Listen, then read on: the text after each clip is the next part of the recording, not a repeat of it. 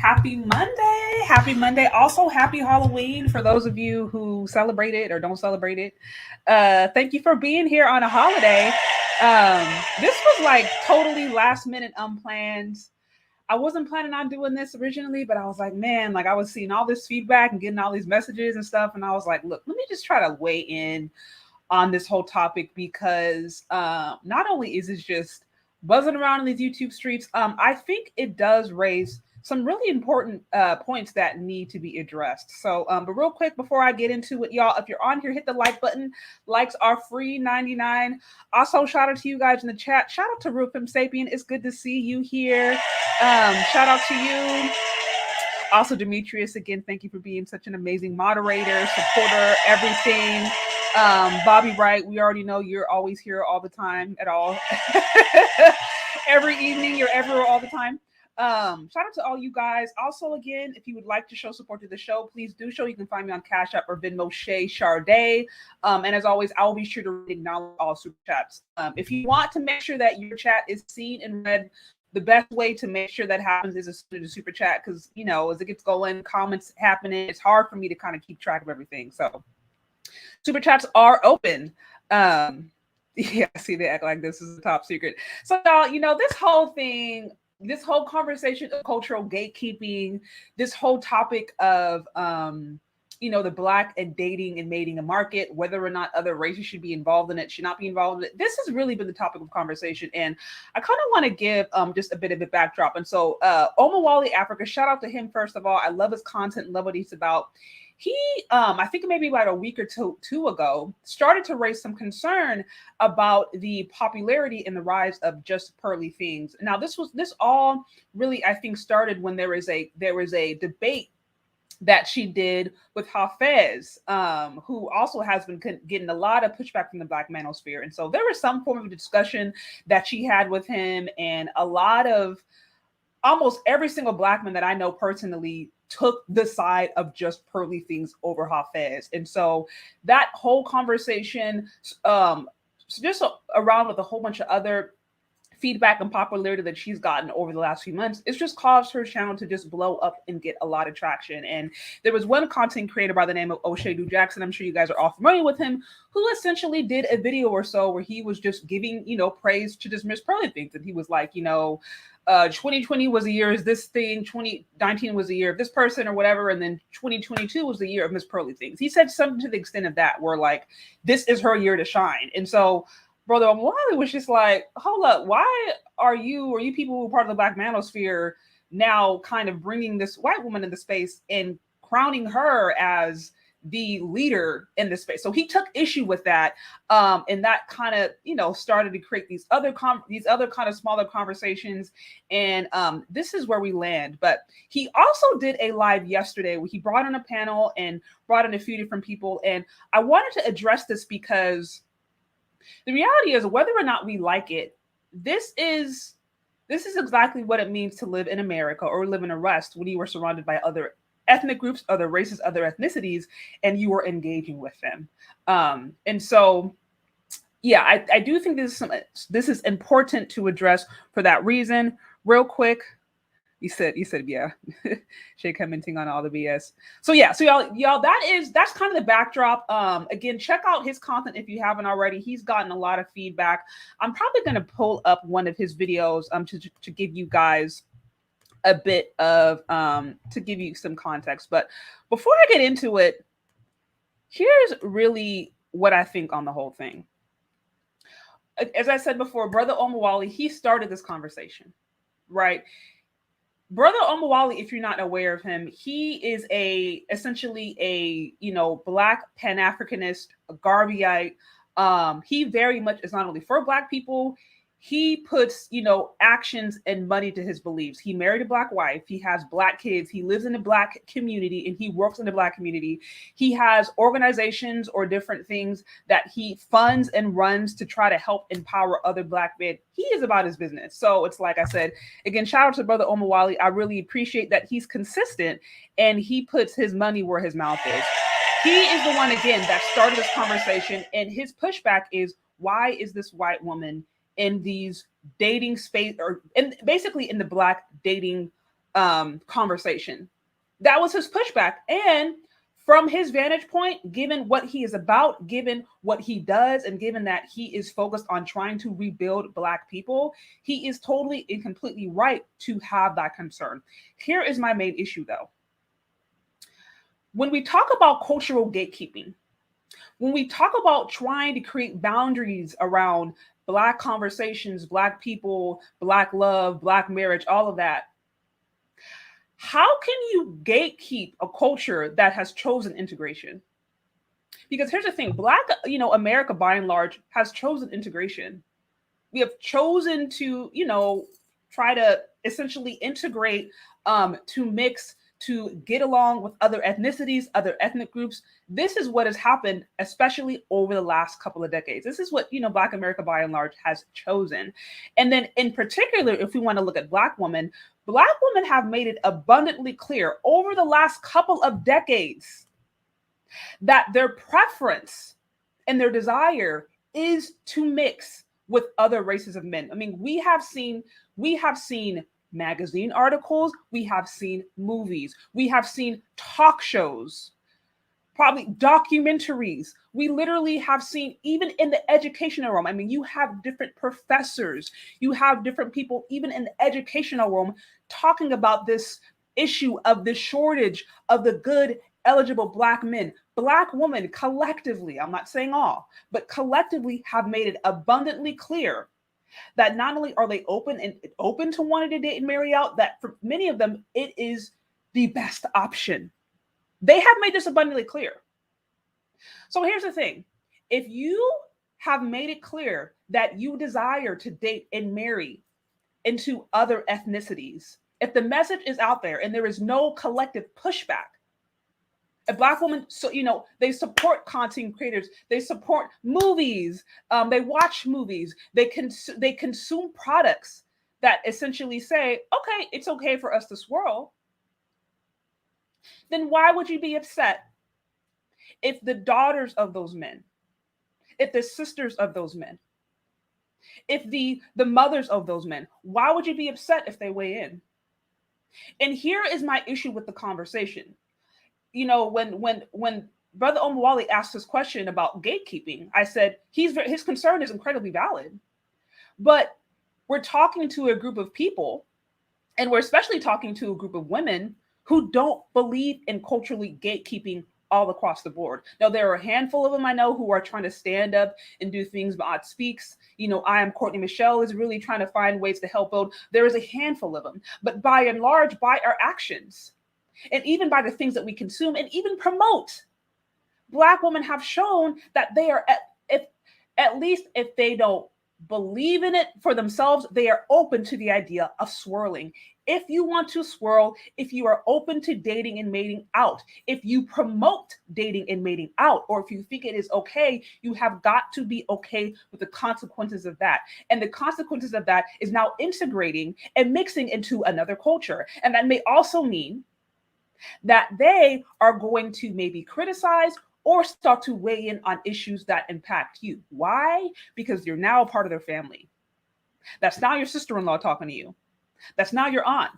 That's now maybe even your daughter. If you continue on this whole swirling propaganda, one of the persons who actually called into Omowale's show, I'm going to try to play it in a few minutes. I thought it was brilliant because she was honest. A Black woman, she literally said, I'm embarrassed to be a Black woman. I go online and I see all these negative things about myself. And so, yeah, it's eugenics. I want to have kids who are lighter because I don't want them to have to deal with my self-hatred. I don't want them to have to deal with, other men online or other people online saying I'm desirable. She was honest.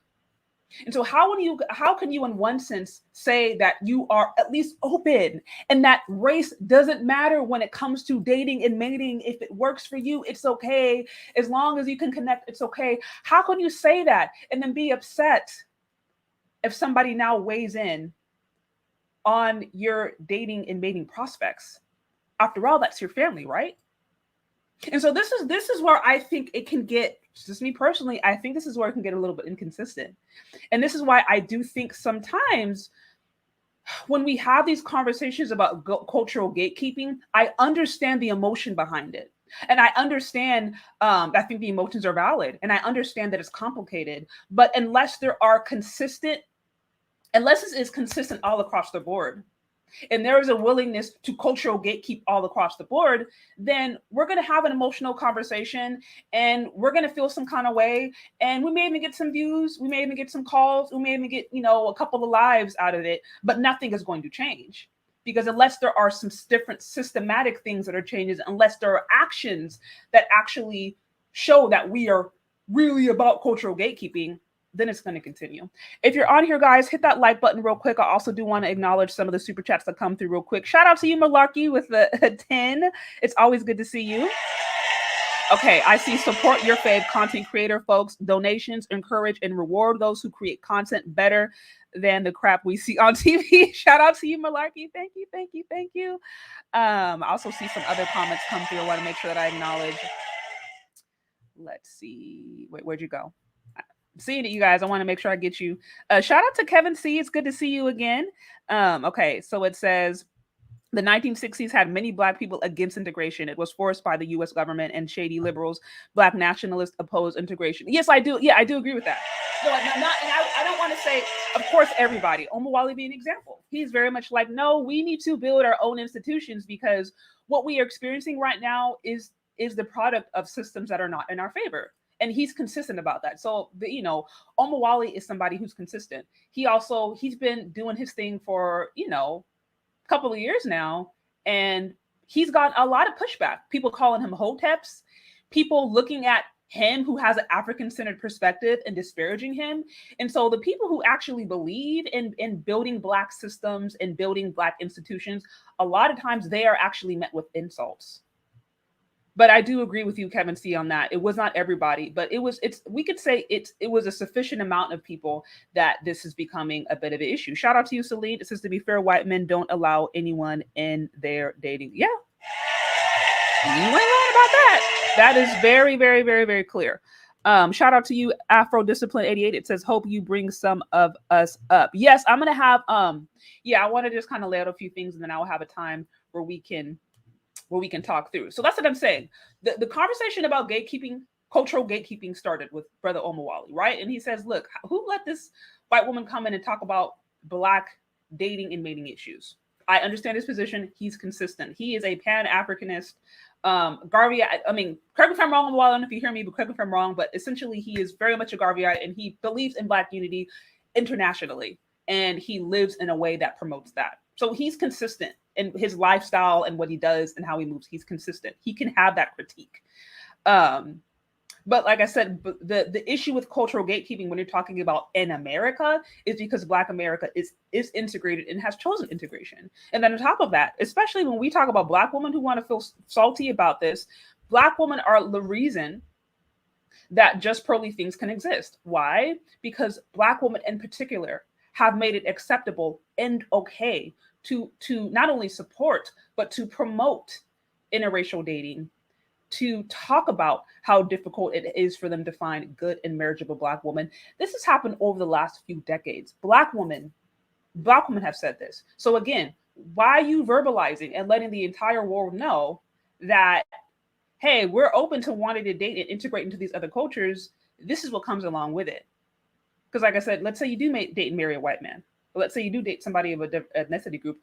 Aren't you going to have to hear what they have to say? If that's not your sister, if that's not your family, do they not have the right to weigh in on your issues? And so I would say, this was the first thing that when I saw this, I was like, how can we cultural gatekeep what we have tried to integrate into? Secondly, what culture are we gatekeeping? Black people in America can barely agree upon their culture. You got some of us who believe we grew up in reservations on teepees. You got some of us who say that we're from Mars. You got some of us who say we're Moorish. You got some of us who identify with the West and say we're from Europe. You got some of us who say we're from Africa. And then there's fighting amongst that. Black people, by and large, can't even agree on their culture. So it's like, what culture are we even gatekeeping if we can't even clearly define what that is? I want to show you guys an example of what a clear and concise culture looks like, just to give y'all an example. Because even on these YouTube streets, y'all, on the online streets, when it talks about Black culture, I see so much back and forth even about that. I mean, you got whole channels and you have whole sides who don't want to do with Black folks from Africa or across the diaspora and call them things like tethers, so it's like you got that issue. Okay, let me see if I can bring this up, because this is something that came up out where I'm hanging out. Oops, wait, where'd y'all go? Sorry about that, y'all. Where did I have it? So I saw this display. Let me see if I can bring it up really quick. Can I bring it up really quick, or am I tripping? Okay, sorry, y'all, bear with me. Let me do this real quick as I'm talking. But that's what I'm saying, y'all. It's like, we gotta, if we're gatekeeping a culture, we have to first agree on what that culture is. And like, a lot of Black folks can't even agree that they come from the same culture. Like, I've literally had people come in here trying to tell me where I'm from, and then trying to say, oh, well, people lied to you. So right now, at least online, there is not even a consistent belief in where Black folks is and what culture is. So like I said, it's very hard to gatekeep a culture that has chosen integration. And it's also very hard to gatekeep a culture that cannot clearly define what its culture is. So, that is another thing that I think is like, okay, I love these conversations because I think they're so good. And like I said, I love what Brother Omowale is doing, because I think he has really good intentions and he's making really good points. But this starts to bring, I think, to light some of the different inconsistencies and maybe some of the different issues that Black folks have, that Black women participate in, that we do, that can undermine any success, or that can undermine us taking control of our image. So like I said, you start with, you can't gatekeep, I think, what you've chosen to integrate into. And how can you gatekeep a culture that doesn't even fully know what it is? And then here's another thing too. Like I said, and this is some smoke that I have for Black women. If you are a Black woman who's mad at a white woman for weighing in on your issues, but you are consistently wearing hair from Indian women or Brazilian women, if you are consistently putting your hair and putting your own mane and hairstyles that emulate the very woman that you are criticizing, what are we even talking about? Literally wearing Brazilian, Indian hair, literally going and dyeing our hair blonde and red consistently. I'm not saying, every so often, just maybe to have fun, but I'm like, consistently hiding our own natural cultural hair, consistently hiding it. But then going online and talking about how white women are, how we're mad at white women weighing in on us when we are trying to look like them, literally.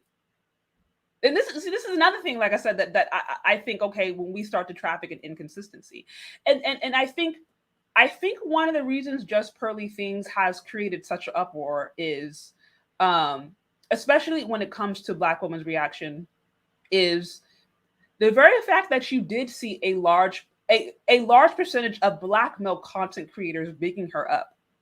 This is just my opinion, but I think the fact that you saw a big percentage of Black male content creators bigging her up, I think for some of us, it was kind of like salt on a wound, because there's already this dissension and there's already this, this tension that exists of different Black men openly expressing online and in different platforms that they are expanding their options. They are going abroad. I mean, you do have some Black men online, don't get it twisted, who very much promote self-hating or promote disparaging things about Black women. Let's just get it clear. That does exist.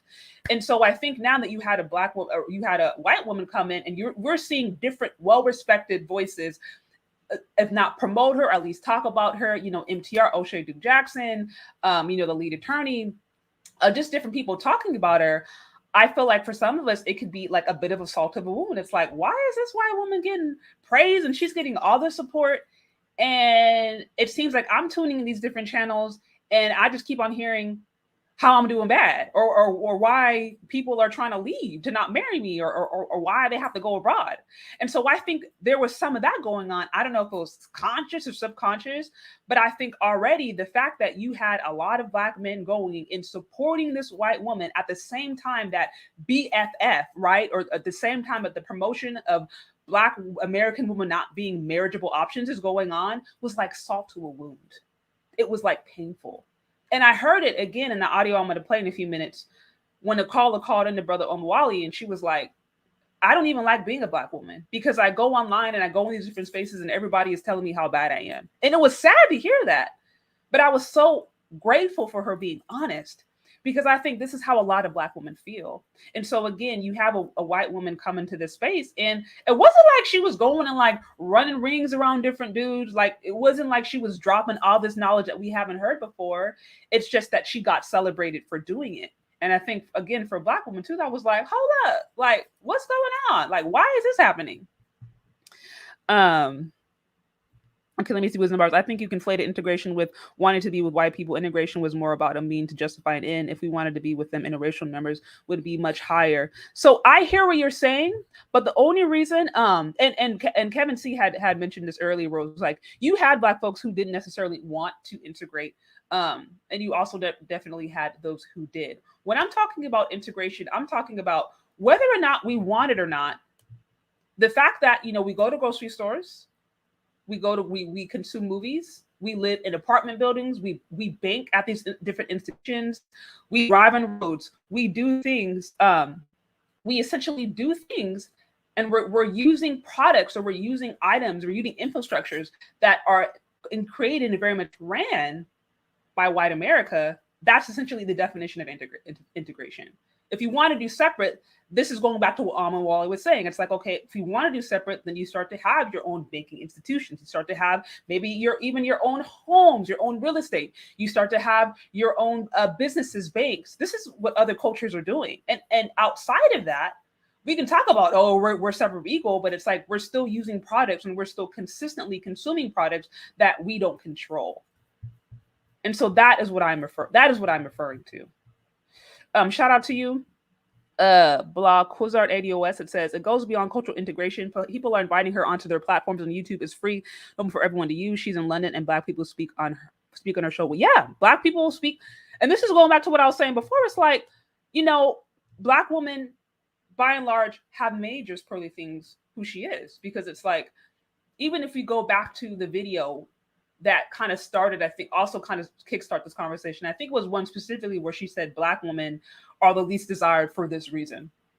Now, the backstory is I think it was a Nigerian woman who was running that show, created the thumbnail and uploaded it. So it was essentially, I think, one of the people that was under her running a show and doing it. But nevertheless, you look at the video, you see a picture of JustPearlyThings, like this very white woman, and then you see a title that says Black women are the least desired. Of course, that's going to make some people upset. And rightfully so. If you look at that, just looking at it for what it is, it's like, whoa, this is like completely unacceptable. But to your point, you have a lot of Black women who are calling in and going onto the shows, Black people going onto the shows, and they are engaging in this conversation. And so this is what I'm saying, like, it's hard to try to gatekeep a culture, one, that you've integrated into, or that you have mixed into, or that your daughters have made it clear they are very open to marrying into, and even sons now. How can you gatekeep that? If that's going to be your mom, if that's going to be maybe your granddaughter one day, if that's going to be your daughter one day, or if that's going to be, how can you gatekeep a culture that's now a part of your family? You see what I'm saying? I think that's where it can get really, really, really, really consistent. And this is why I think, okay, if we go back to this HOTEP conversation, this is why you have people like, you know, what's his name? Umar Johnson. He gets a lot of pushback. He gets a lot of pushback because of the whole snow bunny thing, right? People always being like, oh, this dude is extreme. This dude is, you know, that, or he's a grifter or whatever. But some people who do within the HOTEP space, right, or what it's called, or when the conscious space or whatever, sometimes Black men who go and kind of make these statements that can be perceived as very, very outlandish, or they can just be perceived as doing too much or whatever. This is what he's saying. He's like, okay, snow bunny crisis. But his position is, okay, I'm not gonna mix, because if I mix, then these boundaries start to become clear or unclear. So, right. So guys, again, if you're on here, hit that like button, show support to the show. Also, shout out to you. Oh, I do see Thaddeus with the $4.99 on the super chat. I do appreciate you. Yeah, 100 of y'all need to hit that like button. Hit that like button. Hit that like button. Hit that like button. Okay. So I also saw, I want to make sure I got, because I think there was another super chat or two in there. I want to make sure that I acknowledge. I do appreciate y'all for being here. So yeah, I saw you, Wisdom Bars. I hear you on that. Goes beyond culture. I hear you on that. I think there was one more. I want to make sure I get it. Or did I not? Okay, no, it was Kevin C. Yeah. So yeah, so going back to what I was saying before, let me see. Really, to me, this conversation of cultural gatekeeping is quite simple. Black women in particular, if we are really serious about cultural gatekeeping, what that would mean is that we would have to essentially support and start to promote and start to lean into the men who are about building up the community, building up the culture. The problem is some of those men are the same ones that we demean. Some of those are the same men that we make negative remarks to. Like I mentioned, Brother Omowale, I respect his platform. He's gotten pushback. But one thing I like about him is that he's consistent. Whether or not you disagree with his politics, he is consistent. He puts money and actions to everything that he does. But people call him He's been called all kinds of HOTEPs. He's been called all kinds of stuff because he has an African-centered identity. But what I'm saying, Black women, if it's like, okay, we want to have this whole cultural gatekeeping conversation, we have to be consistent across the board. Are we willing to now work with men who believe in building up systems or building up maybe different networks or different platforms that we control, where we actually control what imaging goes out, that shows us, where we actually control the conversation? Are we willing to work with men who will do that? Or are we going to demean them? And then we're going to say, when it comes to dating and mating, okay, race doesn't matter. Best one for the team. You know, I'll marry whoever, or promote divesting or promote swirling. But then now when a white woman comes in and says something to you, you're upset. This is where it gets inconsistent. Also, when it comes down to,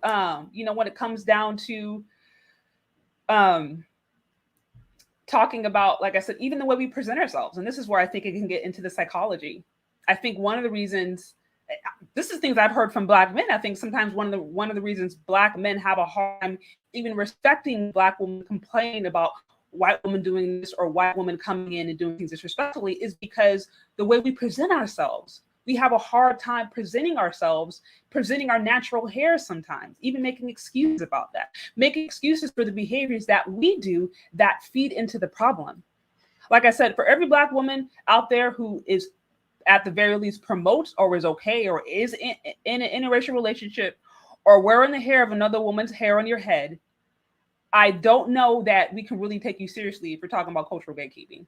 Because if you can't even gatekeep the hair from fake hair, from Indian hair, Brazilian hair, white looking hair, if you can't even gatekeep that from going on your head, then why are we even having this conversation? That money spent on that weave is going to another community, but we don't go culturally gatekeep that. We're spending millions, if not billions of dollars building up other communities to look like other communities, but then we're talking about cultural gatekeeping. You see what I'm saying? So this is what I'm saying, where it's like, okay, if we're going to get real about this, if we're going to get real, let's get real. What would this mean? And how do we do this? Me personally, like I said, to me, JustPearlyThings is simply capitalizing on a market that's been here since the beginning of the USA. Let it be clear. The entertainment industry has always been built off of Black folks being the joke. Black people have always been the brunt of everyone's joke. I mean, even if you look at like how Hollywood started and the different movie industry started, it was, you know, in white people putting on blackface, and it was minstrel shows, and there were things that were incredibly racist. There has always been a market for Black folks looking a fool. That's always existed. Even today, you look at the Tyler Perrys of the world. You look at the Oprah Winfrey, Maury Povich, Jerry Springer. Some of y'all mentioned the Lapeef Network. Some of y'all mentioned Vlad TV. I mean, there's always been a market for Black folks looking a fool that people like to consume and be entertained by. She's simply capitalizing in the market. She went and studied under different Black men in the manosphere, in the space. So she's literally capitalizing off of a market that already exists. And my argument is, okay, if we are like, this has gotten too far, are we willing to support and work with the men who would want to build and do something different? And that means not being disparaging towards the HOTEPs, or that just means not being openly disparaging towards Black men in general. You can't go around and try to blame all and every single problem on Black men and sit around and where we even talk about why white men are good and maybe better options, but then be mad when white women try to say something. That to me, that's the thing. It's like, just be consistent. Where are you at? Can we actually be consistent about this? And can we also own our part in this? Again, guys, so if you're on here, hit that like button, support the show. Let me see.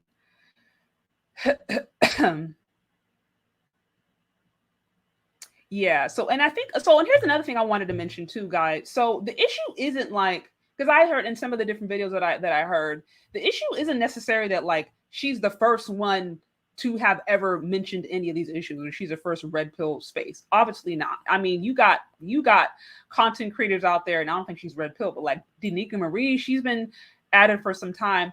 Crimson Cure, I mean, y'all, shout out to Crimson Cure. I think she has cornered the market. Crimson Cure is undefeated. She has cornered the market on going after BFF. I think she is undefeated. It's like, there is, to me, like, she's the GOAT. Crimson Cure is the GOAT. Like, she has gotten it. But here's the thing. It's like, there also is a reality of, you know, JustPearlyThings she also has a broader audience. She is a white woman, so she is going to appeal to white people probably more, and also people of other races. We can sit here and act like race doesn't play a part, but let's just be honest. Like, she's probably going to have a bit of a larger appeal, especially in the West, which is very much based upon European systems, and she's a European woman. So so she is going to have, I think, a bit of a larger appeal when it comes to that. But it's not like she's the first one who's ever talked about these issues, or especially raised these issues as it relates to the Black manosphere. Like I said, Crimson Cure, if y'all think that JustPearlyThings is it's like, no, y'all need to check on this Crimson Cure, because she's cornered it. But, you know, Crimson Cure, she just may not appeal to as broad of an audience. And I don't think she's necessarily trying to. But so it's not that she is like the only one in the space doing it, which is something I heard people allude to. It's like, no, she's not. But Miss Pearly thinks she's a businesswoman. She literally sat and listened to multiple men within the manosphere and studied them, tried to get their tips and tricks, is put the hard work into it, and there's a market for it. So again, my issue is like, okay, if we don't want to be a market for it, back to Brother Omowale's point. This is a point he made in one of his lives maybe a week or two ago, where he was like, there has to be systems built. There has to be things put in place to where Black people can have more control. YouTube, social media, there's not necessarily like, there ain't like no formula you got to put in. There's no like secret code, or ain't no keys you got to go put into unlock and say, okay, now I'm in the Black space. It's like, you're online. And of course there are echo chambers, but there's nothing necessarily really keeping those things from blurring. And so when we're talking about cultural gatekeeping, I go back to, okay, ladies, are we willing to actually work with the men and encourage the men who show through action that that is what they are about? And I would also argue that that would mean that we'd have to check any of our own behavior that is inconsistent. That's just me. So again, guys, if you're here, hit that like button. I know I've kind of been going off. I did want to have a few minutes to open up the call lines, to have some of you guys weigh in, because I know this has been a hot topic. I'm trying to see if there's anything else that I wanted to weigh in on. Yeah, so like I said, that's my main thing. Black ladies, if you're over here mad about cultural gatekeeping, but you're over here promoting swirling, or you are swirling, or you are open to dating and mating other races, this is what comes with it. If we've chosen to integrate into other races, into other systems, this is what happens to it. This is the reality. Whether or not we like it, this is a reality. This is what has happened. This is nothing new. Like I said, Black people have always been the brunt of people's jokes, if you understand the entertainment industry, if you understand anything about Hollywood. So if we're unhappy with it, then it's like, okay, what are we willing to do to actually do better? I would say that mean you can't disparage people who have African-centered identity, or who have clearly stated that they believe in trying to build things for Black folks. I would say that you can't disparage those people, which is something that Black women openly have done. I would also say we can't necessarily go online and promote or have no pushback for content creators who go and say disparaging things about Black men, who go online and say disparaging things about Black boys. We can't be silent. This is where we have to show through our actions that we're willing to actually check bad behavior internally before we go and start even trying to deal with outside forces. And that's the thing, like, to me, the very fact that there's so much smoke over, a white woman in the UK going and building a business, that there's more smoke over that. There's more focus over that than a Black male political agenda that Dr. T put together with over 30,000 Black men. To me, that's an issue. I'm like, if we were really about it, then we would just be more focused on, okay, what are Black men saying? What's their interest? I did a live on that like 2 weeks ago. I had a few people come by, but that's nothing. Talking about the Black male political agenda, that's not getting these views. That's not having all these Black women. That's not having these conversations. But I'm like, if we were really about it, that's what we would be doing. We would be understanding, okay, well, what are the Black men going through? What is going on in our community? How can we work together with them to build up? And I'm not saying this isn't all, I know, like, I'm Courtney Mitchell, shout out to her. I know she's really about trying to do better. So I'm not saying this is every Black woman.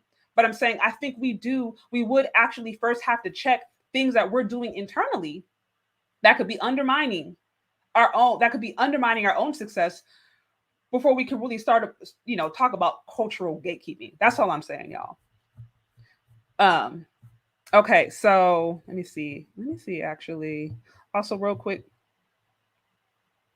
Yeah, Dr. T is on. I had him on a week or two ago. If y'all missed it, go check it out. We talked about the Black woman political agenda, 15 points. If you're a Black woman and you want to talk about cultural gatekeeping, and you're also upset that you have other Black men over here saying that a white woman can promote our message more, which that's a whole other issue. But if you're upset about that, I think we can start to lean into listening to what Black men want. And it's been clearly laid out, 15 points and subpoints.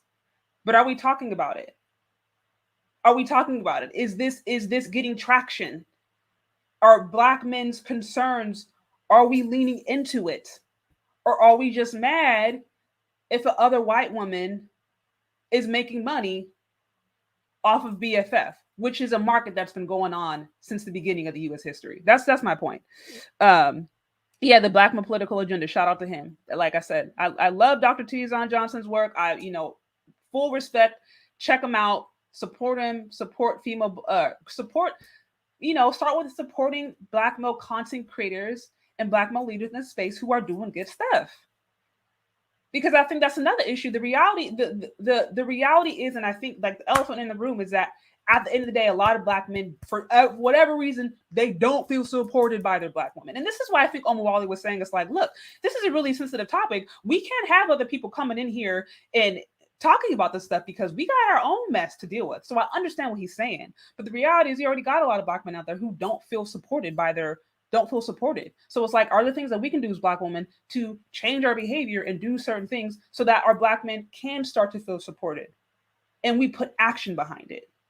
What's not going to help is if we're quiet when different Black women or our images out there looking a fool and we don't do anything. That's not going to help. We don't call that stuff out.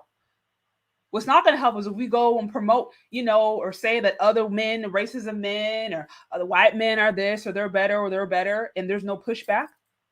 That's not going to help with this conversation. And it definitely ain't going to help if we continue to make conversations or we continue to make excuses as to why we are spending tons and tons of money to empower other ethnic groups by wearing all these weaves and wigs all the time.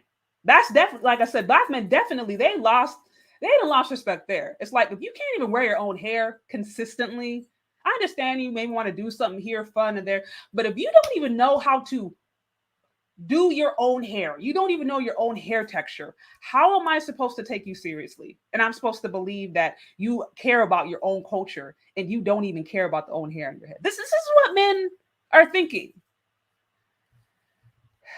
So anyways, let me see. Okay, I want to make sure what's going on. Marco Polo with the $4.99 on the super chat. I appreciate you. Also, I did see another super chat come through. What's going on? Official Lady 23 with the $1.99. Shout out to you again, Kevin C.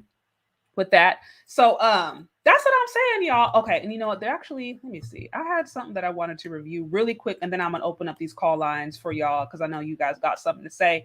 But this is something that played on Brother Omowale's stream. And it was sad, but at the same time, I was like, she's honest. Thank you. Because a lot of us already have seen this. We see it all the time. We see it all the time. So at least she's admitting it. At least she's admitting it. Okay, let me bring this up. What's going on, Bella Rings with the $4.99? You said, Shay, that girl was a troll, baby girl. What? Okay, what girl? The troll? Because I'm like, if there is a troll, let me know. Wait, is she a troll? Who? Are you talking about the one I'm about to play? Y'all know what I'm talking about? Am I trolling? Or what am I trolling? Was she trolling? Okay, let me know in the comment section. And any of you guys who caught the live stream, you guys are aware of that one section where the girl was like, look, I'm going to just keep it real. Yeah. Oh, she was a troll? How y'all know she was a troll? I thought she was legit. How y'all know she was a troll? Did she say it later on? Oh, okay. Never mind. Well, you know what? Okay, then I'm going to take your word for it. So then never mind. I'm not going to play. I'm not going to play a troll. Y'all caught me centered. Y'all got me centered because it was like, this girl is over here. She's admitting the truth about what's going on. So I'm not going to play a troll. But what I am going to do is I want to open up the call lines and have this conversation. Y'all let me know your thoughts on this whole topic. Again, I think personally, when we talk about cultural gatekeeping, there does have to be strong boundaries in place. People like Brother Omowale, whether or not you agree or disagree with all of his politics or all of his positions, he is very clear, I think, in moving forward. And he has shown through actions, like I said, he has different, from what I understand, he has like different schools or different programs and stuff that are about trying to build Black systems that Black people control. So like I said, those are the kinds of conversations we really have to have when we want to talk about cultural gatekeeping. Other than that, like if we're on different platforms or we're on things that are owned from other people, even when we talk about movies and, you know, Black women, we're not necessarily happy about the way we're perceived in movies and perceived in some of these different ads. Those are all valid concerns. But the issue is, it's like, if you're not controlling the messaging, what are you going to do? And then if we are consuming the product, it continues. So what are we willing to do for things to change? Are we? Or is it just fake outrage? Shout out to you. Is it? I hope. Okay. Grogale, I really hope I didn't butcher that. If I did, I'm sorry. Shout out to you for the 1999. It says, if you don't like Pearl, you just don't like men. The first Madison video I saw was her putting her brother on the game. Men appreciate who appreciate them. Pearl respects men. Men crave respect more than love. This goes back to the point that I said earlier. I think one of the main issues, if I'm gonna just keep it real, I think one of the main issues is that there's a lot. It's not just like one thing. There's a lot going on. But one of the things I think especially is a pain point for Black women is there's already this tension going on. You already have Black men who feel like they haven't been heard and they're not being respected. And then you have Black women on the other hand who feel all kinds of stuff. And so now you got a white woman who's being praised, or she's being respected by notable Black male spaces online. And of course, it's going to make Black women feel salty. Of course, it's going to make them feel upset. In the midst of an era where Black women being made fun of is all fun and game. Of course, that's going to make them feel salty. And so I think it's the fact. I think the main issue was the fact that you had Black men bigging her up, saying she gets it. That's the issue. And then you had, on the Peace Network, it was like B. Taylor versus JustPearlyThings. It was kind of like they were kind of like capitalizing on that tension. They're capitalizing on the tension of I'm a SYSBN. I'm gonna grab a passport because these Black American women, they don't get it. This is the sentiment that's out here. And then you have a B. Taylor who represents a Black American woman, and then you have a JustPearlyThings who represents who represents the people that these men are, grabbing their passports or SYSBNing to, and it capitalizes on that conversation and that tension and that feud that's going on today. And of course, there's some hurt things as a result of that. So yeah, but I agree. It's like, that's what I said. It's like, listen, ladies, men, you got a Black man political agenda, 15 points. If we want to show these men, we want to show these brothers that we really care. Are we willing to put actions to it? Are we going to put actions to it? Dr. Tizon came on. We had like a 2-3 hour conversation about it. They didn't even get through the whole thing. But you can read through the Black man political agenda in like 15 minutes. Like, it's not even that long. That was put together by at least 30,000 men, and it's still evolving. But if we want these men to feel like we listen to them, we care about them, we have to first start by listening. And then we're going to have to put actions to it. We're going to have, real tangible actions. That means supporting. That may mean, okay, you're going to start, financially supporting those platforms, those people who are building. Starting to respect them and learning how to respect men. If you have issues with men, deal with that. Maybe you gotta get some therapy. Maybe some of y'all need some prayer. Maybe some of y'all got some misandrous spirits you got to deal with. Like, whatever. Like, dealing with those different things inside of you that actually make it hard for you to even respect men in your life. Like, there has to be real tangible actions. Listening is like, that's just step one. But Miss Pearly Things also was able to capitalize whether or not we like it. She was able to capitalize on the fact that Black men felt like that she heard her. And I know Brother Omowale, he mentioned it's like, look, some of this is just white identification, yada, yada. Black folks feel more validated by white people. We can go back and forth about that. I do think some of what he said is right, especially those who openly say disparaging things about themselves or other people. I'm like, yeah, there's probably some self-hatred there. So that's in the mix. But I think the very fact that, like I said, she was able to articulate the points, even like I said, that interview between her and Hafeez, I think, really kind of kickstarted it. Not to say she wasn't getting support before, but it's like that. The fact that you had Black men by and large supporting her over Hafeez, who's a Black man, like that was a whole nother thing. So anyway, so I appreciate you. Okay, let me see. So it says, shout out to you. It says, not sure how we make conversations just for us in this day and age. Do we pretend that no one else is paying attention? Particularly when our culture took so many popular trends. Love your content. Shout out to you. Thank you, all you guys, for the support. That's another conversation. But this is what Brother Omowale he alluded to, and you know, people I know of the Pan Africanist space are very much about they believe in building. Okay, like how do we build systems? How do we build institutions? How do we build things so that we can start to control the message? When I started off this conversation, I was trying to let me see if I can do this. I was trying to show y'all really quick this. It was something that I saw in the library, and it was from the Indian community.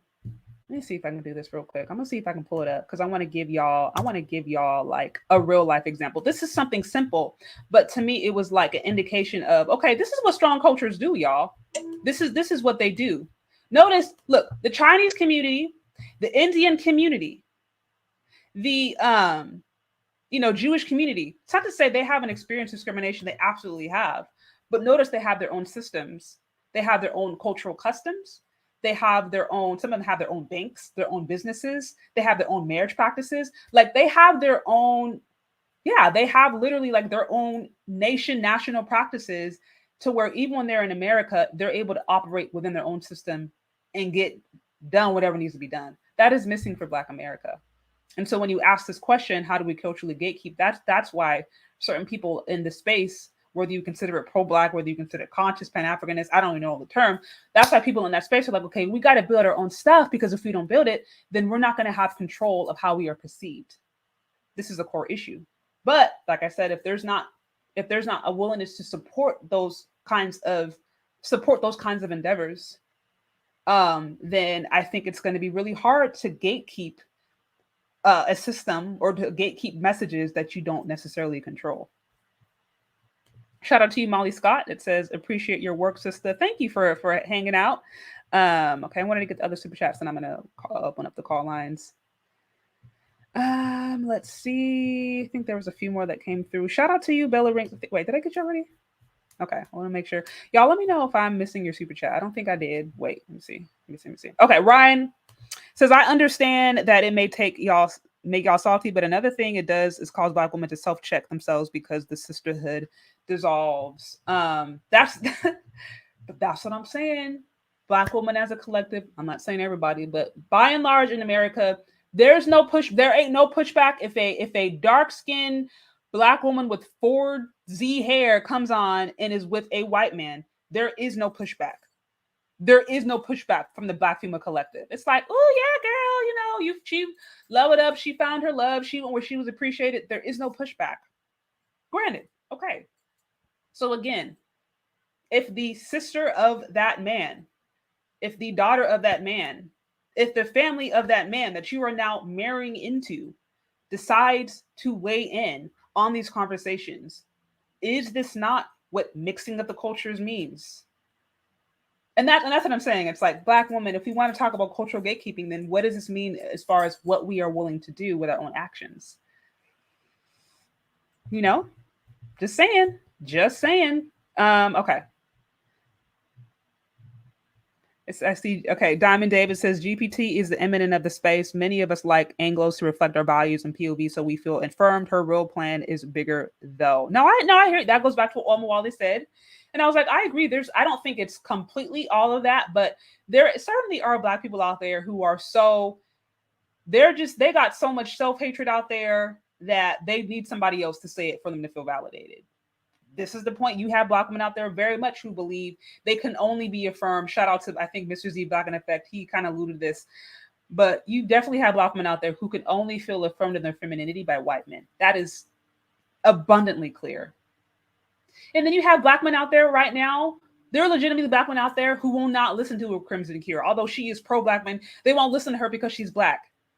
Because they're done with Black women. I'm not saying that's everyone. But that exists on both sides. But I'm saying specifically for Black women, it's like,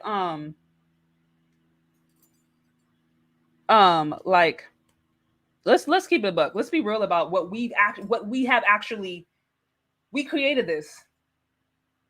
We created this, or at very least we have fed into this.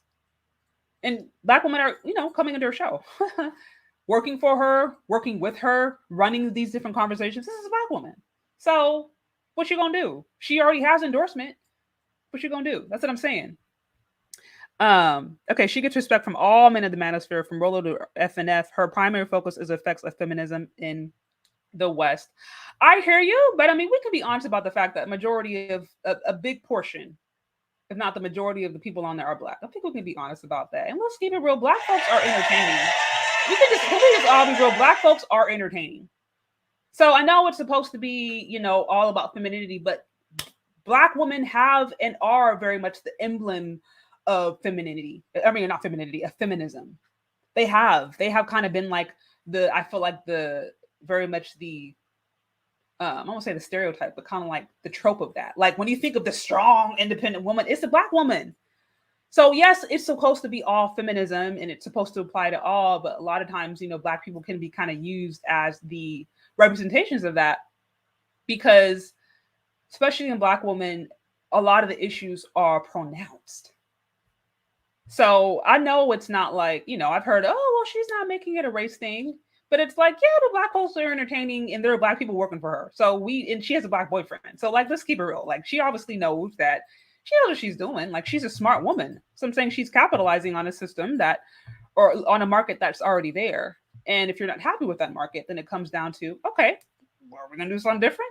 Are we going to create something different? Are we going to support those who are doing something different? If you're going to call those dude HOTEPs, then we're not being serious.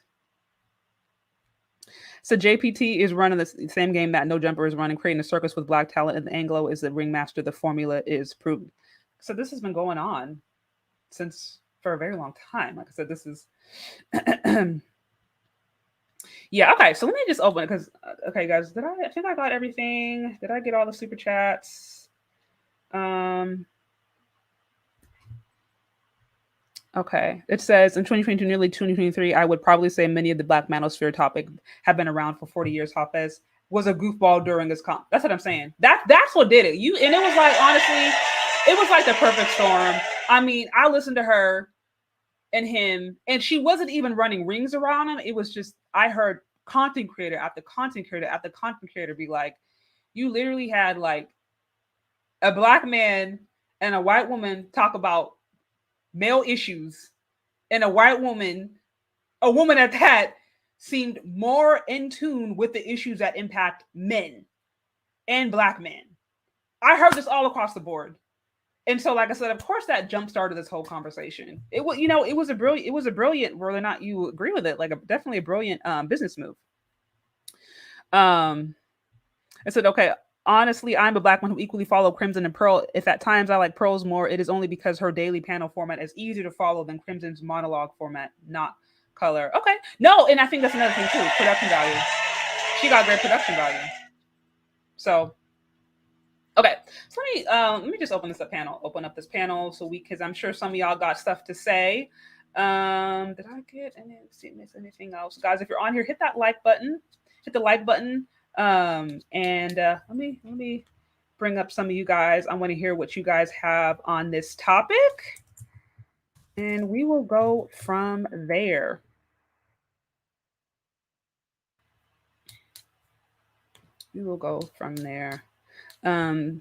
I will say there certainly is a lot. There's a lot that does need to be done when we talk about the Black female image. Yeah. Oh, shout out to Family Values. I'm seeing you in the chat. A shout out to you. I think I saw. Wait, did I see Obsidian in there? I'm sorry. I've just been monologuing. Did I see Obsidian in there? I think I did. If I saw Obsidian, shout out to you, Obsidian. But like I said, when the first time I saw her, I was listening to her, and I was like, for her to be so young and be successful, I'm like, somebody's believed in her. I don't really know the full backstory, but there's somebody behind the scenes. In her childhood, somebody believed in her and helped give her the confidence and helped give her the tools of what she needed to be successful. That is essentially, that's what I got. That is kind of like what I was able to gather just some of her earlier videos, because it's like, you know, to speak so confidently about, I saw her talking about politics. I saw her talking about some of these different really touchy issues. And it's like, for her to do that at a rather young age and be able to face all that scrutiny, that's somebody who has a solid foundation somewhere.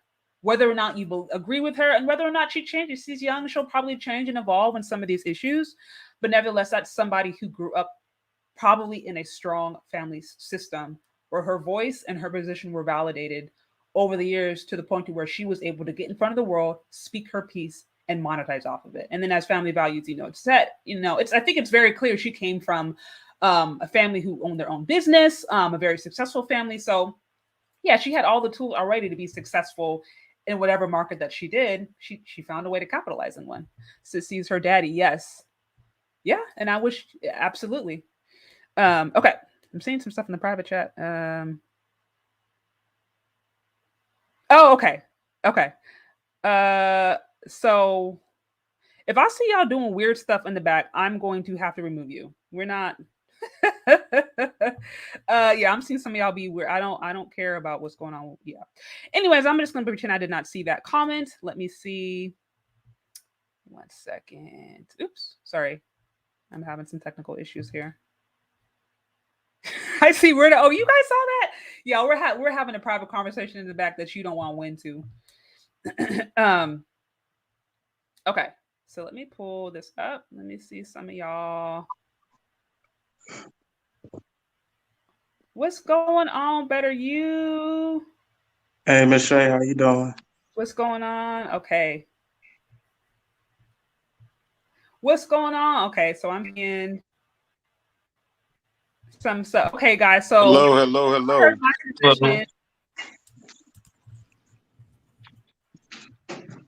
Wait, hello. Can you hear me? Yeah. Okay, so y'all heard my position. So what you got on the top? What y'all got on the topic? Man.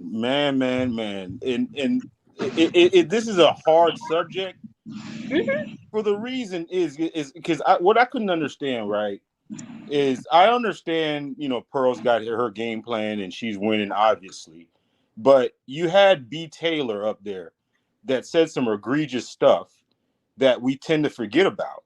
Like, I mean, the thing about it is, I think this is why this black female fuckery, I mean, I'm sorry for cussing, keeps being perpetuated, because at the end of the day, they know there's going to be a group of black men that's going to save them, that's not going to hold their feet to the fire. So we're having a conversation about not what was said, but what, like, how they made everybody feel. Oh, we feel like this white girl is taking over. No.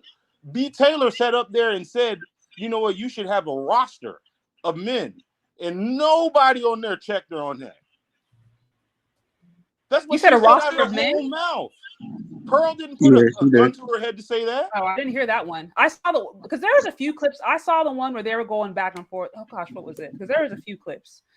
I didn't see a roster of men. I saw the one where she was asking about, city girls. She was like, so you're profiting off of, I guess, like black dysfunction. And then there was another one where I don't even remember what it was, but it was.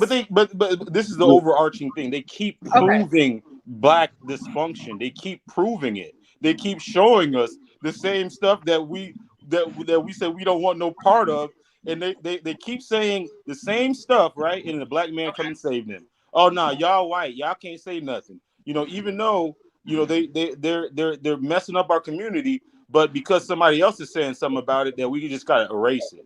Come on, man. I mean, that's the part that got me. None of the other stuff got addressed. I mean, what did Hafeez? What did the other girl say that was like, we should champion versus what Pearl said? Huh? Wait, I'm waiting. Nothing. Oh, so you're saying what did B. Taylor say? You're saying that black men can get behind. I'm like, from issue to issue when they had these debates with these different people. What did Pearl say that was egregious versus what Hafeez and the other girl said? From what I heard, there's a few different snippets that I heard. Because I heard that she went on the Peep Network, and then the thing with B. Taylor. I didn't hear anything egregious. And then I've seen a few clips of her talking about policies, like her believing that voting were policies in favor of men.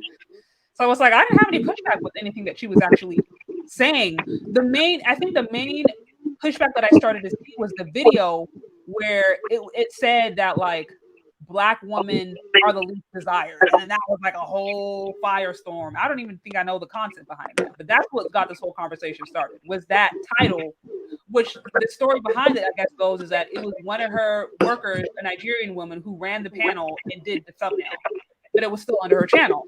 So that's kind of, I think, what kind of started this whole conversation. Like, hold up, who gave you the right to do this? Who gave you the right to, you know what I mean?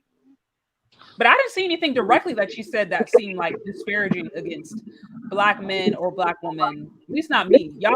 There were no lies, though. There were no lies when it comes to desirability and all this type of stuff. There's not no lie. I mean, statistically, I mean, if you look at the study and all this. Yeah. Okay. Sorry. Okay. If you guys aren't talking, can you mute, because there's like feedback. So if you're not talking, can you please mute?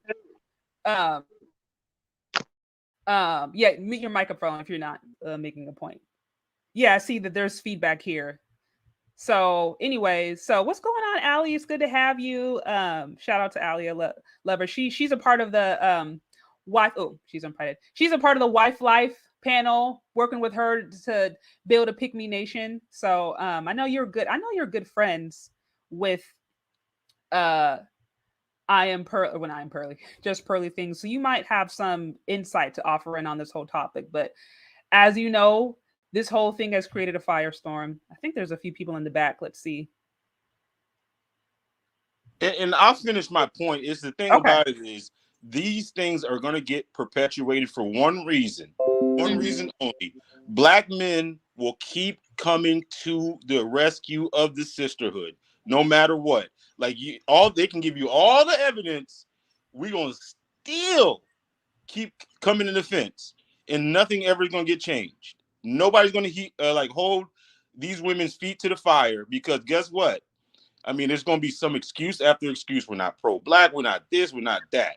And that is the problem. That's a big problem. Well, that was my point. I was like, okay, if we really want to be serious about cultural gatekeeping, this is where I agree with Brother Omowale. Okay, can you build your own systems? Can you build your own media platform? Or can you do whatever to where you're controlling the messaging? Are you going to support the men, and are you going to listen to the men who are telling you what they want, so that you actually can culturally gatekeep? If that's not going to happen, then I think we will have these conversations. Feelings will be hurt. People will say, "Oh, you're a coon, you're not a coon," all this different stuff, but nothing will change, because nothing systematically will change. And if you have women who are openly promoting wanting to marry into these different families, or wanting to marry interracially or whatever, it's like, can you not expect that they're going to weigh in on issues pertaining to your life?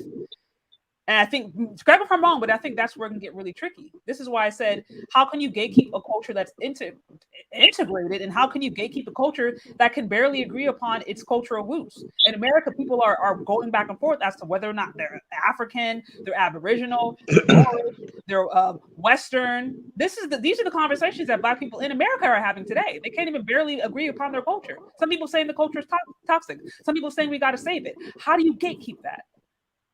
Right.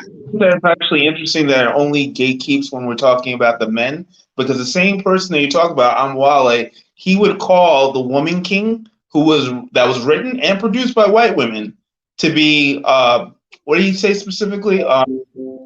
He called it cinematic reparations. So how is it that we gatekeep in this space? Black men have to be in a specific space to do things a specific way, but when we're doing movies that glorify Black women murdering Black men as a way to show their strength, there's no gatekeeping there, especially when it's written by white people. Yeah, no, I hear you. No, I did have, I think I had, it was Dr. Issa come on, and he talked about what that movie did for reparations, or what it's done for the reparations movement. But I think, again, unless those conversations are being had and there's a understanding, then it just looks like you're feeding into feminism. And it just looks like, okay, Black women are, again, in control, and they need to save Black men, and the whole trope continues.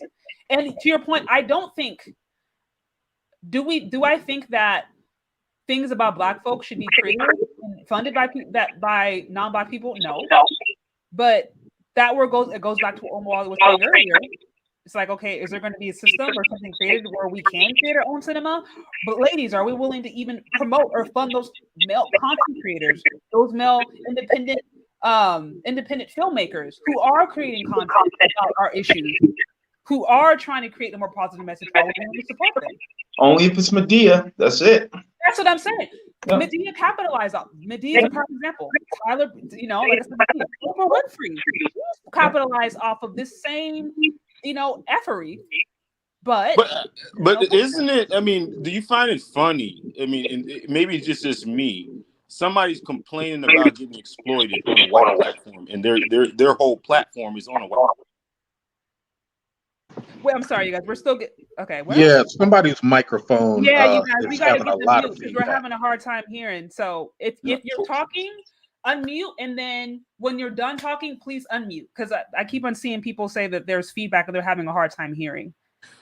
No, what I was saying is somebody that's complaining about being exploited by white people that makes their whole platform on a white platform, which makes no sense to me. That doesn't make any sense. I mean, if you want to be a gatekeeper, shouldn't you be trying to create your own platform instead of being on a? You're complaining about the people that are so somehow exploiting you, and you're using their same platform. It doesn't make any sense. Well, that's a great point. Yeah. And this is why I'm glad Sade came to this space, because the intellectual blacks are getting mixed up with the entertainment blacks, and the entertainment blacks have the loudest voice, but they don't say anything researched or well read, and then they get mad if we point out that you're not saying anything researched or well read. They go on to their entertainment fan base and try to shame, but at the same time, they don't want to be shamed back. I like when Sade did the thing about classism, and I wasn't able to partake on that, but I attempted to. That became a bit of a debate, but yes. No, a lot of people don't understand classism because they're entertainment blacks. And when you're trying to have and look, I'm not trying to look down on nobody when I say this. It's the same thing if we in the hood and you talk about the people that are runners versus the people that call shots. You can't be a runner talking about, man, I watched Joe call shots. You don't know how Joe calls those shots. You just sitting on the couch. So what happens in this conversation, and I'm gonna wrap up here, is that we don't have enough well-read, researched conversations on these topics. So to your point, it's been like that with 6 different women in the manosphere space since 2006. Several, Egypt Ann back in the day. The men who were helping Cynthia G, who don't want to admit it to this day, and now are making videos against her, but at the same time you were helping her. You can go back to when Nyla came around. So you got that type of energy, and for the entertainment blacks, they like, oh look, I can make a couple of $1,000s and pay rent. Yeah. I don't need to be intellectual right now. And now it creates a bigger problem 4 years later. And now you're up there marching against the same person you was helping because you were getting money with them. It's inconsistent, and it's on a white platform. So therefore, go make your platform with the other people. That way you can have that argument inside. But we haven't been able to do this. Sade, look up the woman who created that Red Pill movie. It's the same argument. Okay. No, I hear you. Real quick, I do want to acknowledge, I see a super chat. I see, if we are concerned about who was profiting from so-called black pain, then let's all demonetize our YouTube channels. It sounds like that's very much connected to what you just said, Mr. Research. It's like, look, why are we complaining about being exploited on somebody else's platform? Why don't we just go build another one? I see Damian Wade with the $4.99 that says, all due respect, Shay, you did not watch the Lapeef show and you're very uninformed. Please watch the entire podcast. I watched a few. The one I saw was when they were going back and forth about basically she was complaining about if men leave, right? And basically, what was it about, like welfare and the state having to pay and men having to pay. And JustPearly was like, look, I don't believe that you should have to, women need to basically work. I saw like a few snippets, and then I did wait. I saw a lot of Omowales and Obsidians actually go back and forth about this whole topic. So I don't pretend to be expert, but I saw enough to get an overall gist, as the conversation really is more about cultural gatekeeping than it is exactly what JustPearlyThings said or didn't say. I want to give, I see Kevin C in here. Let's see. So I want to try to be mindful of who was on here first. Okay, real quick. What's going on, Kevin C? So Ali, I know you are very, very good friends with JustPearlyThings. You hang out with her a lot from what I understand. So I don't know, in light of everything that you've heard, in light of this whole conversation, I don't know if you want to kind of speak on her behalf or what you have on this topic, but feel free to weigh in. Oh yeah, I mean, a couple of things. So no, you were right about she does have a foreign staff. Pearl runs an international business, and I don't know if you guys have figured it out yet, but Americans are very, very sensitive people, and so if you end up having like an international staff and they look at topics sometimes and they don't think much of it because they're just trying to generate clicks. So I think that happens, and there will be similar experiences. Anybody who ends up with a really, really large YouTube platform, you do have to delegate certain tasks, and sometimes it's a hit and sometimes it's a miss. So I know that. But I mean, personally, I can say that I just don't think that there's anything racist about her. Like, contrary to popular belief, people don't actually like hanging out with racists. Like, they're really annoying to be around. And I live in the Midwest too. Like, I'm telling you, like, if there are, I haven't encountered too many. I've dealt with racism myself from a Puerto Rican perspective when I grew up in Central Florida. But for the most part, people just don't like hanging around those people. But I wanted to talk about how women judge their beauty by the men that they're looking for. And sometimes the way that I talk as a Puerto Rican ends up translating and sounding familiar to Black women. And if that happens, it just happens. But I wanted to say that the only time that I ever felt like I wasn't pretty as a Latina and I felt like white women were more beautiful than me, I think that ended up being because I had an interest in white men. And that's just because I went through some things as a girl that I think had put me off from certain demographics of men for the rest of my life. And yes, I mean, if that's the case, like, you should go to therapy, but it's always people's first choice to date within their race. Anybody that's dating outside of their race, it's not because they had a positive experience. It's usually because something happened where they're like, you know what, like, this just isn't it for me, because you know where your cards are, you know what I mean?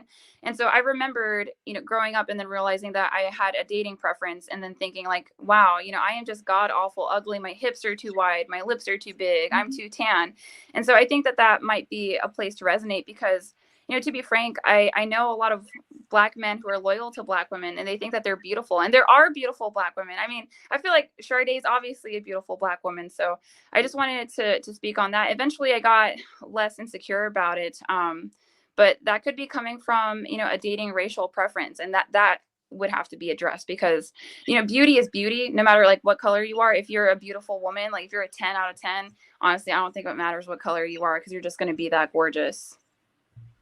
So wait, so you're saying that as far as JustPearlyThings, you're saying that she's coming from the perspective of basically just trying to put out information out there that is going to, get views, like clicks, like anybody who's on social media to try to make money. And then you're saying you think some of the pushback is based upon women who feel a little bit insecure about Black men's preference, dating preference.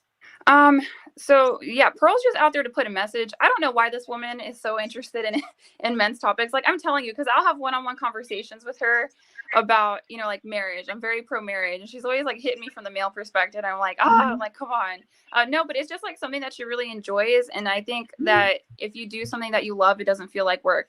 But when I was talking about like my experience as a Latina and not feeling like I was beautiful as a Latina, that was in reference to the video that you covered and you talked about. There was a woman that called in and she was very self-hating, and I'm sitting here like very confused, because off the top of my head, I know like 5 beautiful Black women, and that I would think are probably a lot more confident than me, actually. And so I think that just comes down to, you judge your beauty as a woman by the men that you desire. And so that's something to look into. No, I hear you. I think they identified that she was a troll. She was a troll. So I was actually going to play that, and then they're like, "Oh, no, she's a troll. She said all kind of disparaging stuff about Black folks, so I didn't." But no, I appreciate you for weighing in. Like I said, I know you guys are good friends, so I wanted to hear your perspective, or if you could speak on her behalf, being that a lot of this is kind of centered around, gatekeeping. Gentlemen in the panel, I don't know if any of you guys kind of want to respond to what it is that she said.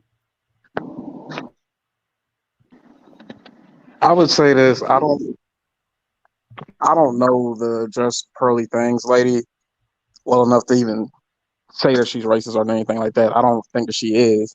Mm-hmm. But I do think that when you look at our history in the United States, it is a sensitive topic. Yeah. Because, like I said in my super chat, for us as individuals and us as a collective, a lot of our success and our trauma come from the same thing, our proximity to whiteness. So when you have a white woman who's not entering into predominantly Black dating spaces and making certain critiques of our women, I'm sorry, but it's a fox in the house.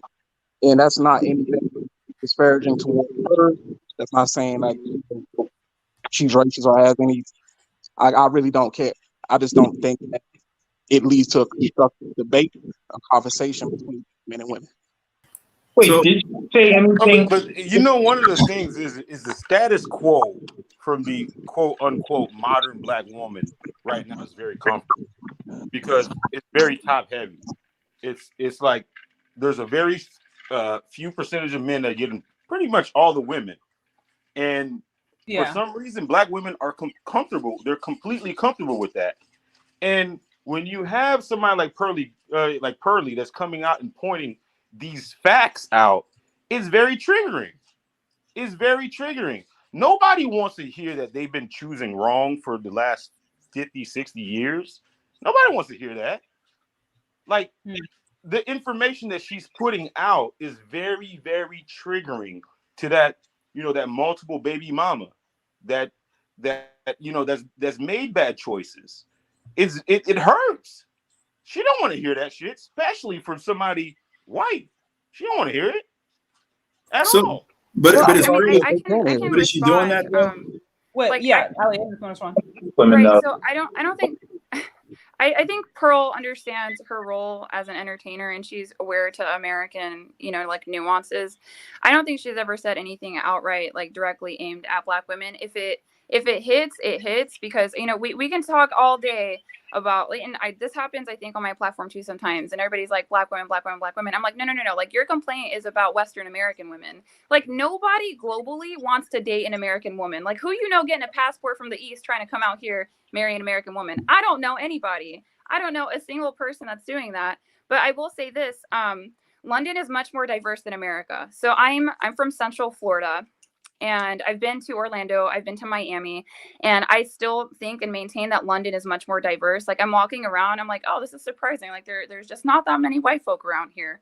But that's just been my experience walking around. And so, like, I think that's where you're going to see the topics cross over, because Pearl she's a talent recruiter, but for the most part, she just gets like average Black men on the platform, not on purpose. I just think that there's just some people that are more willing to talk and have these conversations. And so that's, I think, the crossover, because she's not like, out there looking particularly for high value Black men. And also, I think it has something to do with, I just think in general that there's some races that are chatty. Like, I know Puerto Ricans are chatty. Like, can you imagine she went out there talking about to a bunch of upper middle class white people, like, hey, you want to come on a podcast and talk about men and women? A lot of them are going to say no. But if you talk to like some Latinos or some Black folk, they're going to be like, yeah, I would want to talk about that. Yeah, but the one of the problems is the face of female dysfunction, especially in the Western society, is Black women. Yep, absolutely. And the thing about it is Black women don't even want to hold the people like Cardi B and Meg Thee Stallion and the City Girls feet to the fire for making their image that way. They don't want to do it. So I don't understand the point that's being argued. It's like, we don't want her white face because Black women are the issue. I'm kind of lost in what is being really argued, because at the end of the day, you can plug in Kevin Samuels, you can plug in anybody. The discussion on a college intellectual level is the discussion. Yeah. Let's do black male crime. Let's do black male crime. Just for a hot second. You're out here killing each other, yet you want Black pride protection when other people come against you. Now, just because somebody Indian is getting popular from pointing that out, now I or any of the well-spoken YouTube all-stars need to go to that platform and have a one-on-one debate, but you can't sit on the couch in the shadows and scream through the microphone on how that Indian talking about that ain't right. You got to get intellectual, and you got to go have a conversation, or like Sade said before, create your own platform. I tried to create Black Spot. Black Spot was going to be a competitive thing with YouTube. Me and the developer didn't work out as far as the money. But see, that's me trying to kick in 75K. Yeah. Let me jump in here, if I may. Good evening to everyone. What's going on? And happy Halloween. Got a nice little surprise coming up in a little bit. Okay, so let's walk this back. The conversation was started by Omowale, Africa. Okay. Yep. The argument, the question he raised is, who should be the gatekeepers of the Black love conversation? Who should be able to do that? That was his first question. Yeah. His argument with regard to JustPearlyThings is she is profiteering off of BFF. She is profiteering off of the pain and dysfunction of Black women. Now he's levied a similar critique and complaint against me and against several others in the Black man's spirit. Well, that's fair. Okay. So I'm trying to tease out, what is the issue here? Is the issue a white woman, or is the issue profiteering off of BFF? He doesn't make clear which is which here. Because if the argument is a white woman, okay, we can have the debate about that.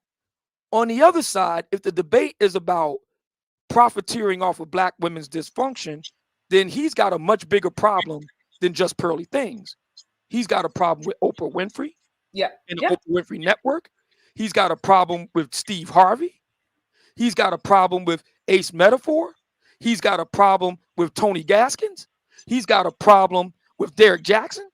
He's got a problem with a whole lot of other people who have been doing this for a lot longer than JustPearlyThings. And my question to him is this. I have many questions to him in light of his statement. But my first question to him is, in light of what I just stated, is this: why all the heat for JustPearlyThings and you have nothing to say about Oprah Winfrey, Derek Jackson, Ace Metaphor, Tony Gaskins, Steve Harvey, Maury Povich, Jerry Springer? We can just keep on calling the roll. I don't understand why it is he only singles out JustPearlyThings. He's using her clicks. He's using her because it's an easier comeback. It's easier. Right. So this is something interesting that happened to me, and it'll probably happen to Sade, because I have big confidence that Sade's platform is going to get bigger. But your platform gets so large and algorithm relevant that if anybody tags you, they get views. And there's a lot of people that will build platforms off of hate. It doesn't last very long. I don't know people that can have successful YouTube channels past 10K that just build their platforms off of dogging on other YouTube content creators. It just isn't a sustainable business model. But if you do, you remember when Kevin Samuels was hot and everybody was doing Kevin Samuels reaction videos? It's because it populates on the algorithm. It's the same reason why everybody does fresh and fit reaction videos. So that's a big reason why Pearl gets tagged. And I noticed that that's something that happened to me too when I went viral. And I didn't just go viral, I went mega viral. So that's part of the reason that she got tagged. But I do want to say this, because I'm very solution oriented. I hear the problems and all I can think about are just answers and solutions. And I'm gonna be real, I like Black media. I don't care what anybody says. I grew up watching BET. But in any case, aside from that, there are people that want to see a Black love show. I would totally watch that. But the thing is, Pearl, like the reason why her platform I think grew a lot is because she's got this huge staff that she developed and created herself.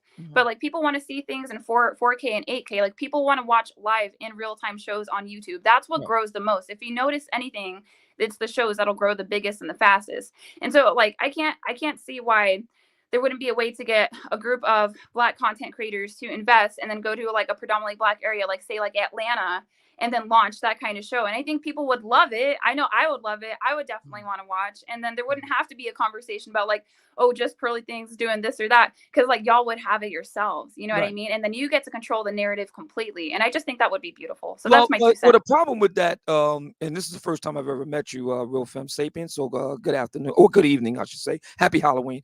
The problem here is Omowale he has not exhibited thus far the business savvy to do what you're talking about. See, I think the real issue that Omowale and those who think like him, and he's not alone, those who think like them, the real problem is they don't want to own up to the fact that they got shown up. It's a very humbling experience to know that somebody else is more talented, is more curious, has a stronger work ethic. I don't expect you to know this, but the brothers on the panel will. In the annals of NCAA Division I basketball, men's basketball, there was a classic rivalry between the University of Michigan Fab Five and the Duke Blue Devils. Yep. See, the Fab Five had talent out the ass. These guys, Chris Webber, Jalen Rose, these guys could jump out the gym. They had all the athletic talent. Yeah. On the other side, you had Grant Hill and Christian Laettner, of the Blue Devils. Bobby Pearly, and they weren't as athletic. They weren't as dynamic. Okay. They ran set plays, pick and roll. But see, the problem was the Fab Five could never defeat the Blue Devils. And the reason why was because though the Blue Devils didn't have the sheer natural talent, they did have the discipline, the work ethic, the coachability that the Fab Five never had. See, a lot of Black Americans, they're the Fab Five. People like JustPearlyThings are like the Blue Devils. And it's a very humbling thing to come to grips with the fact that somebody who you consider not as all that as you is like whipping your ass. And then so I'll say this, and real quick, okay. I do want to acknowledge. So again, thank you guys for being here, and especially real Fem Sapien. I love this girl. I wanted her to weigh in. I know she's Puerto Rican, so some of y'all can feel some kind of way about it, but she does have a Black, stepdad and brother, so very much involved. Yeah. No, I get hit with this all the time, and to me, it's crazy. I didn't get called white until I left Florida and I went to undergrad in the Midwest. And that's when people were like having these conversations about white privilege. And like, it was crazy to me because for me, it was a moment I was like, wait a minute, I'm white. I was like, nobody ever told me. But no, like my stepfather, my mom got with him when I was 11. So he's Black and both my brothers are Black. And obviously there's like cross-cultural Christmases that happen too. But also I know entertainment. Okay. Like I grew up in the 90s watching BET and I just feel like, I don't know. People don't know my story. They make a lot of assumptions, but it's nothing but love, and I think most of my concern, and I think why I think I even voice my opinions is, I just worry about the media and the propaganda that's getting pushed to Black boys. And I think it's just so unfortunate. And I would care if it was happening to other demographics of boys, but I think they might be getting hit the hardest. And I'm just not okay with it. Yeah. So I did want to wait. Also, shout out to you, Chantel. It's good to see you here. It's always good to see you, Chantel.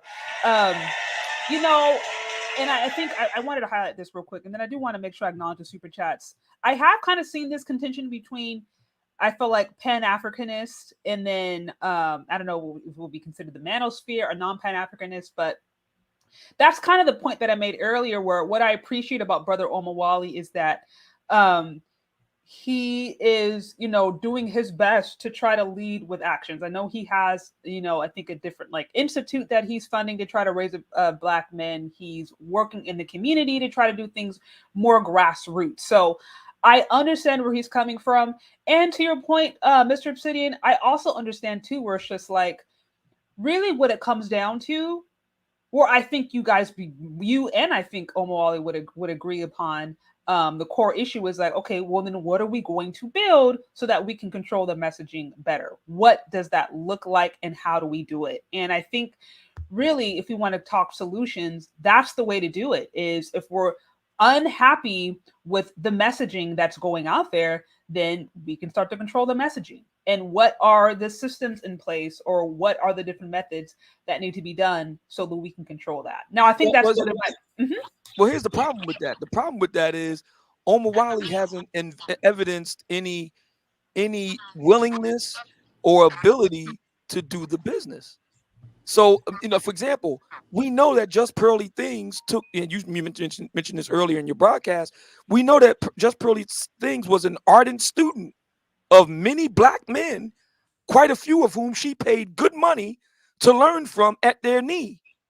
Now, we got to ask Omowale if he's going to make all this noise and so forth. Okay, well, did you study at their knee? He spent all his time criticizing Anton Daniels, Kevin Samuels, and so on and so forth. He spent this time criticizing them while staying completely mum on Derrick Jackson, I might add. But nevertheless, he spent the majority of his time criticizing instead of investing and trying to find out what these guys know so he can get better with the business. He didn't do that. So, I mean, how much can your critique really hold water if you, the self-proclaimed red, black, and green, Garveyite, Pan-Africanist, can't even get your backup to learn from black men? Man, I'm sorry. I mean, I've been on this panel before, with all due respect to that brother, man. This sounds like you ever seen a big empty barrel and you hit that barrel and it rings really, really loud? This is what I feel about this guy.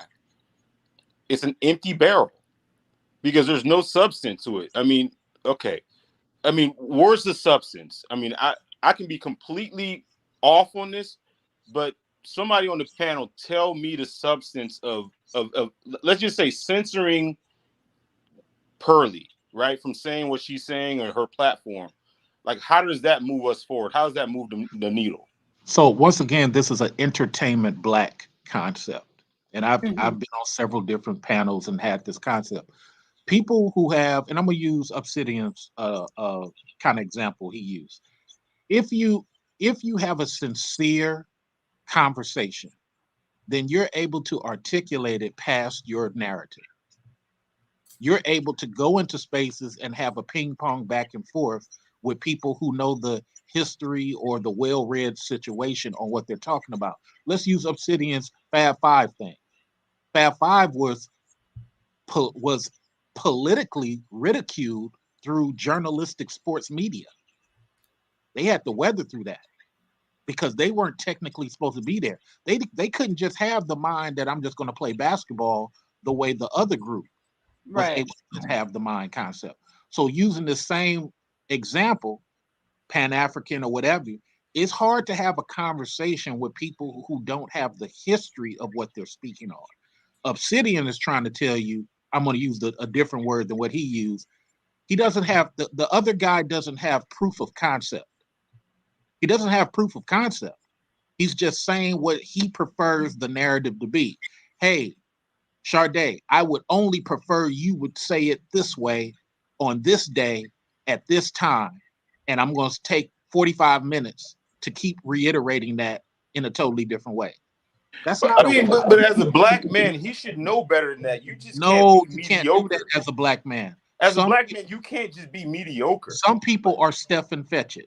Go look up Stephen Fetchit. I know, but I'm just saying. I mean, as a black man growing up, I know that I could not just be mediocre and get heard, and he should know better than that. But you got to understand, some of us, once again, don't have the luxury of knowing the history of what we're speaking. We're only 2010 blacks. We only became 18 in 2010. We only came to this country in 2012. We only came into our own financial power in 2015. Some of us are speaking from what we are doing right now.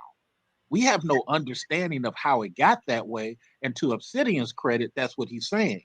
The guy doesn't have proof of concept to speak on what he speak on, so he's hiding in his little quarterback couch area, so he doesn't have to go into conversations where he might be exposed for not knowing about what he's speaking. When you say, okay, and to be clear, when you're saying proof of concept, you're saying that you believe Omowale Africa doesn't provide, essentially, he's not providing enough solutions that are actionable that could change the scenario. I want to. No, I mean, I'm gonna keep it real. He just giving you a good buffet salad with no protein. A good buffet salad. It sounds good. Okay. For people in the audience, he's not providing no historical knowledge on what he's talking about. He's just saying it from a right now, get the bag perspective, which is why the brother just said protein. I like to get the audience to understand it. The guy doesn't know the breadth of what he's talking about. He's only speaking about it how he just came into it and thinking that it should be totally different. I'm gonna land by saying this. The whole Pan-African thing, I'll always bring this up. The people over in Africa don't even know that Nigeria is not the real name of that place. They don't know who Laura Flora is. They don't know who Lord Lugard is.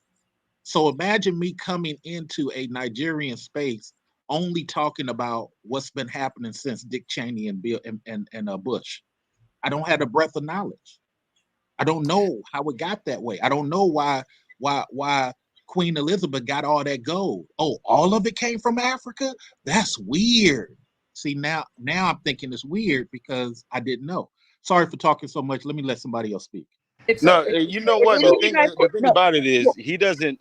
It's like bringing a knife to a gunfight in a media space. He doesn't have. I don't think he has the media savvy to really understand what's going on. He think he can just talk righteous and it's going to move the needle. It doesn't work that way. So it does not work that way.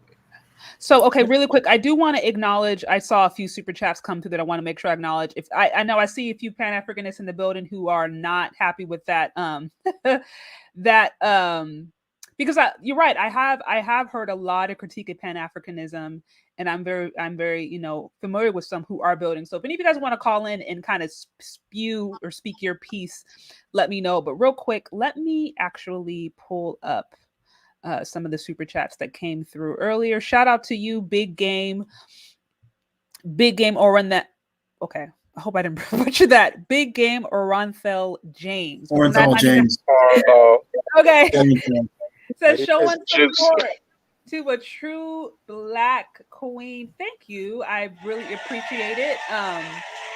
I love having these conversations to come on and hear different perspectives. I certainly do not pretend to have all of the answers, and I don't pretend to be right on everything, but I think it's very important that create a space to hear these different perspectives. And then ultimately, if we want to talk solutions, I do think, especially for those lovely ladies who want to see Black men building or want to see a change, then that would require us listening to these men and supporting those who are trying to do good. Shout out to you, Diamond Dave, with the 5 on the super chat. I see I've been to London. It's majority Anglo. It's the largest city in the UK. Told you she was the imminent of the space.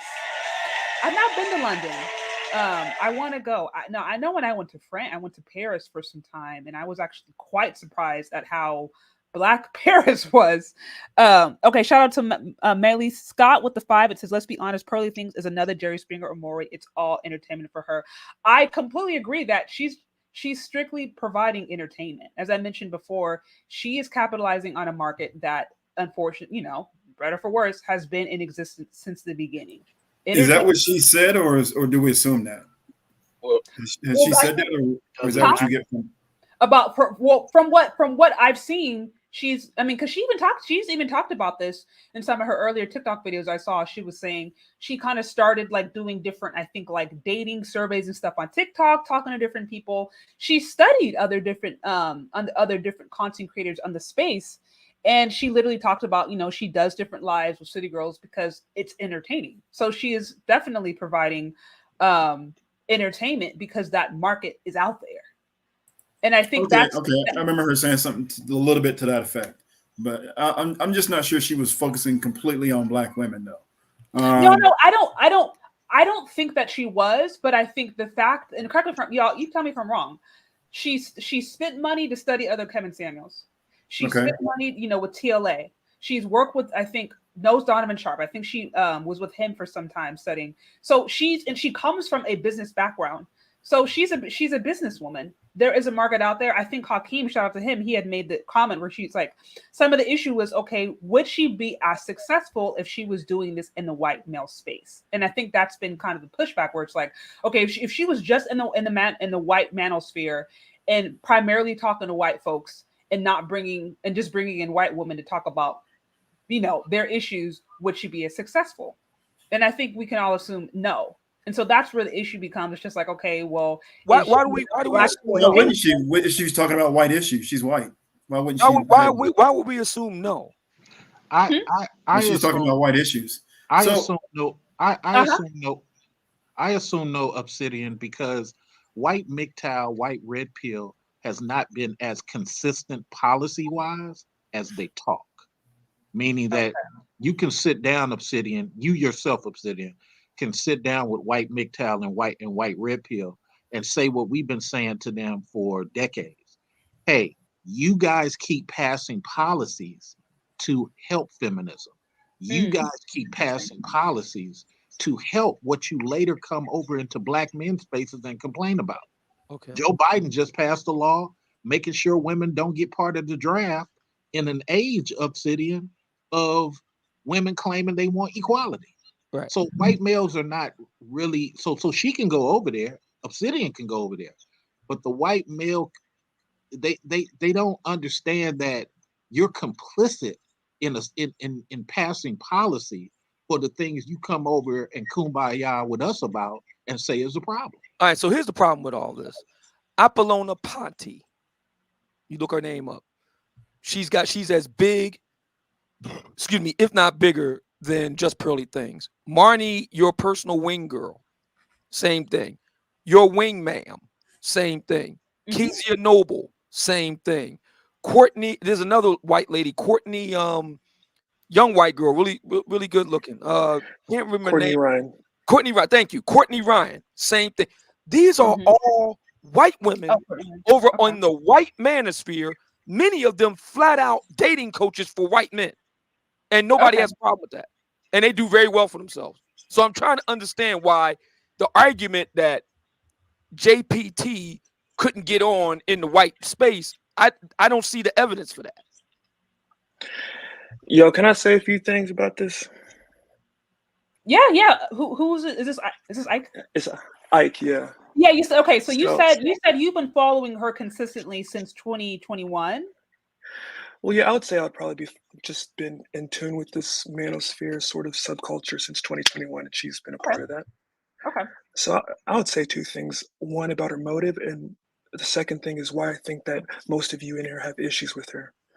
So I think her motive is more inherently political, meaning that she wants to kind of see society move towards more of a conservative way of moving. I don't think it's black or white. I don't think she's trying to exploit black people. I don't think she's purposely avoiding white people.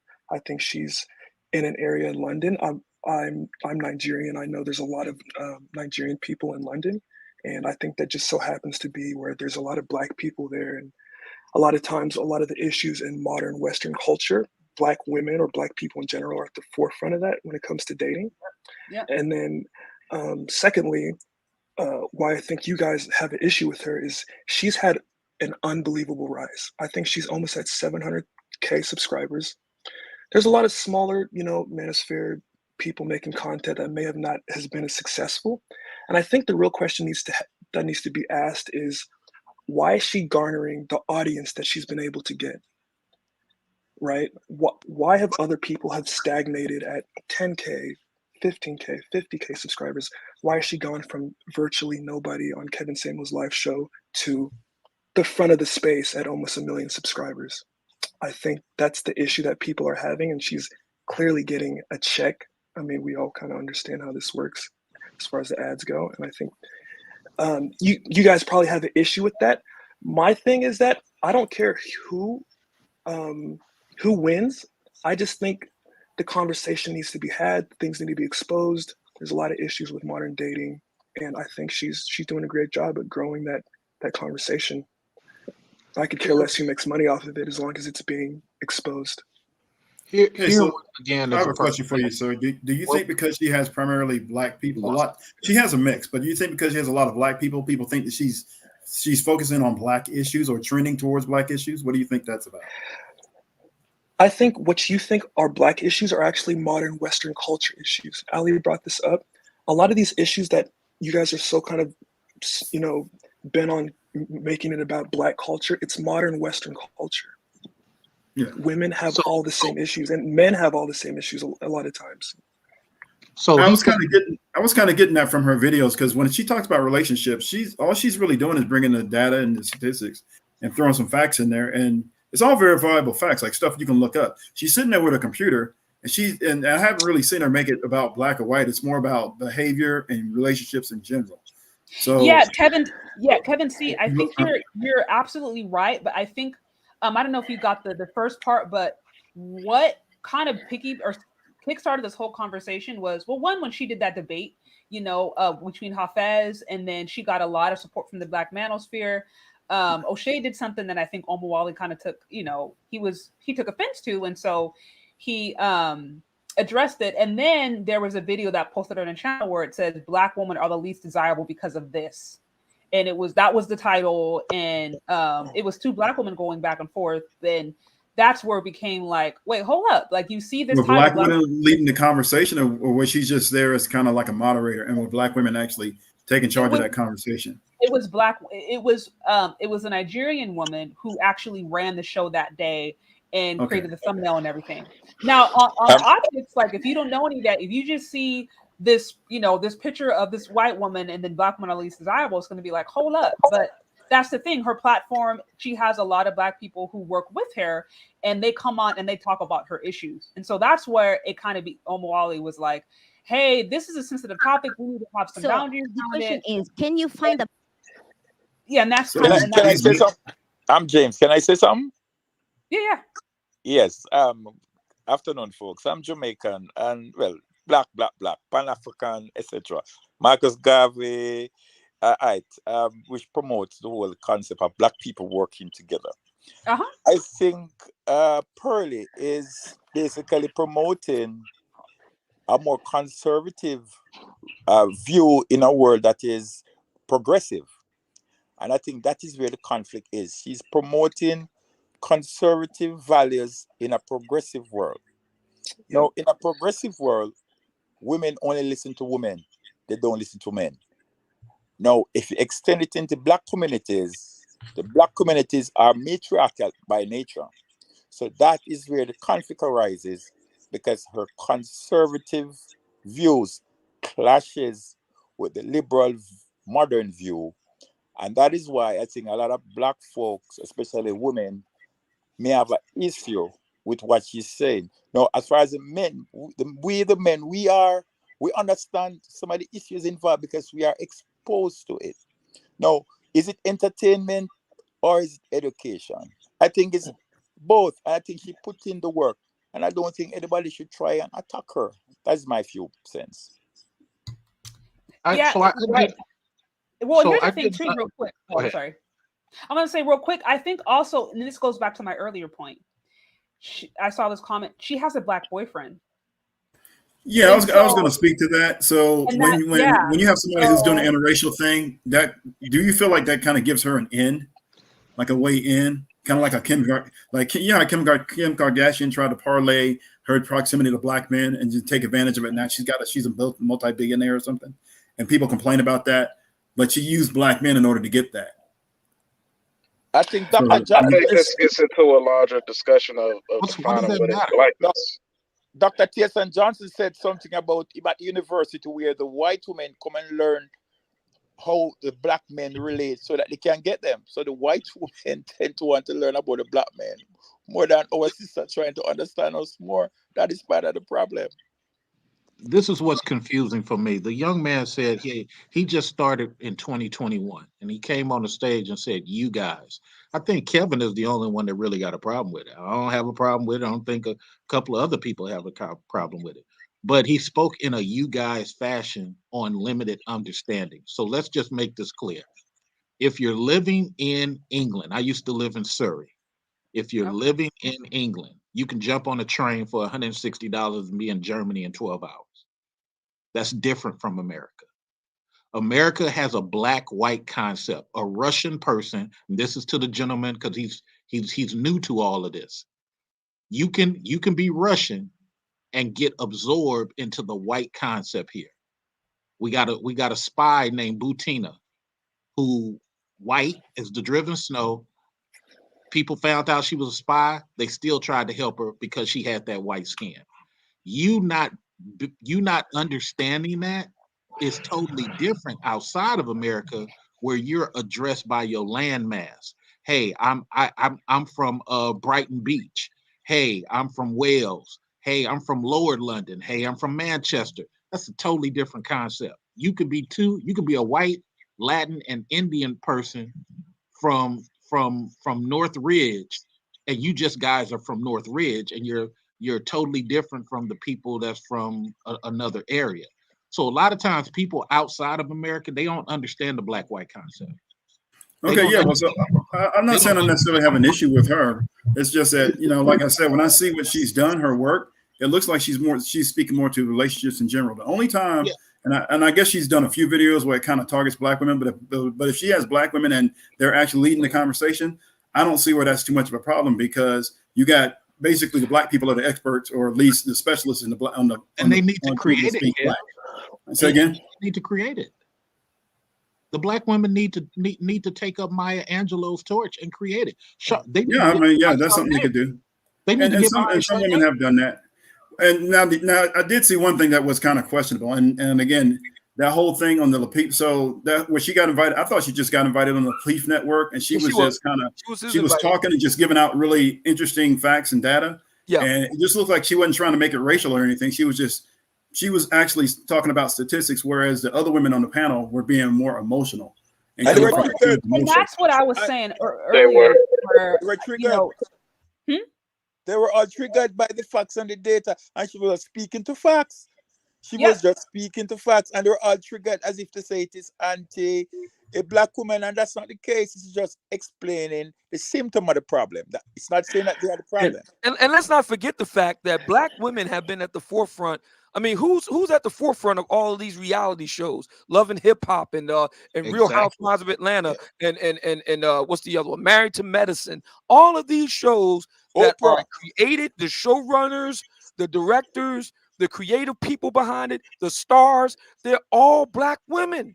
So if black women really were serious about wholesome, Claire Huxtable type fare, why aren't they doing it?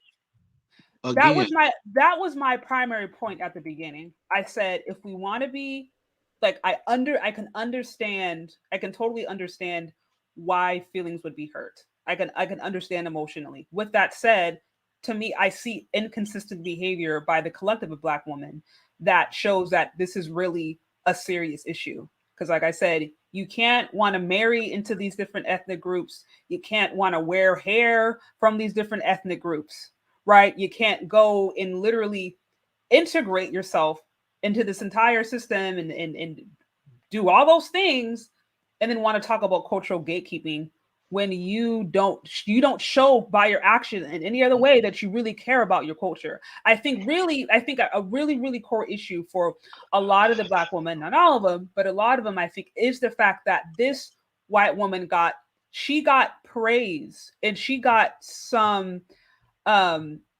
she got again some big like, how do you say it? Yeah, she got praise from like different men in the black manosphere, people who are notable. TLA, O'Shea. Was she right though?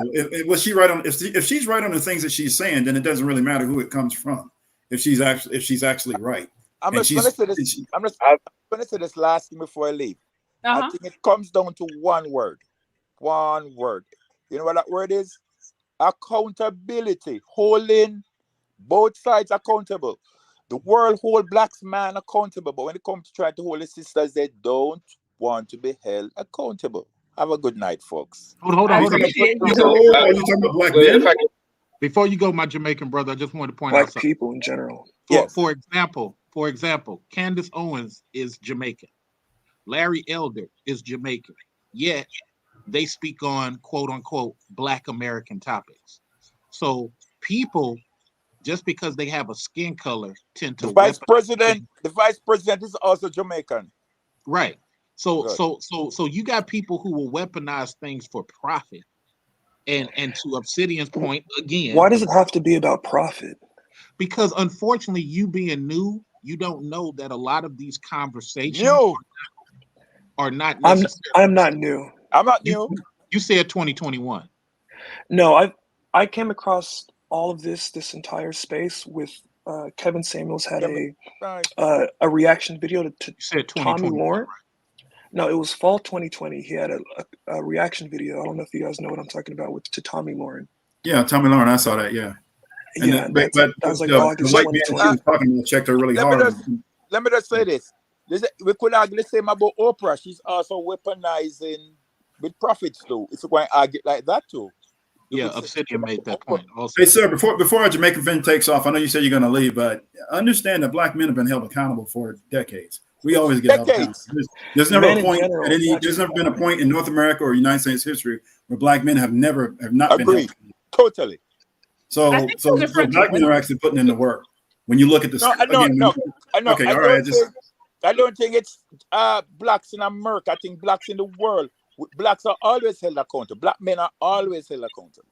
So it's not just blacks in United States. It's black all over the world. Once we do something, the law comes down very hard on us. As far as okay, Roger. I just kind of wanted to point that out. Now there's kind of a phenomenon where somebody says whenever you mention the men, then the women kind of step back and they just, oh well, we're talking about the men now, so then nobody's worried about men. and I hate when people say that, or they say, well, when we're talking about the women, we need to focus on the women, but when we're talking about the men, we're talking to men. But when you introduce men at all, then it's like, now the women transfer the responsibility and accountability back to the men. All that means to me is that the women never wanted accountability in the first place. That's what it means to me. Because you can talk about women to me, you can talk about men to me, and I'm going to look at accountability on both sides. But if your excuse is, well, if you introduce the men and then the women just kind of zone out and be like, oh, I'm just going to put everything on the men, all that tells me that the women never wanted accountability in the first place. They were never going to do the right thing. They were just using the men as an excuse. Kev, that's what I see. And we need to make that clear. I have when you guys say that though, is that here you have Sade, D, Pink Bill Lessons, Chantel. You guys got women you could get behind, but respectfully, sometimes y'all talk about so much of these anti-male speakers. That's true.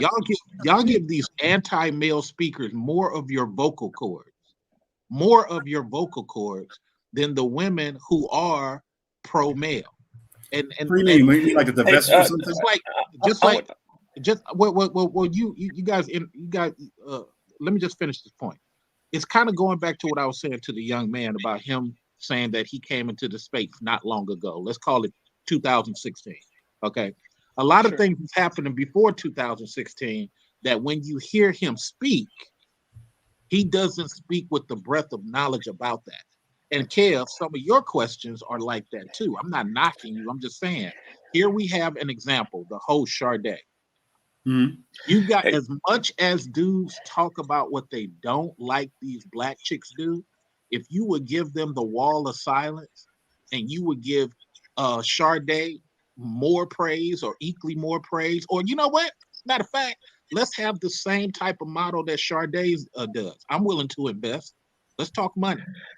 I'm willing to invest. Let's do it the same way Pearly does it, and let's just use Sade as the model.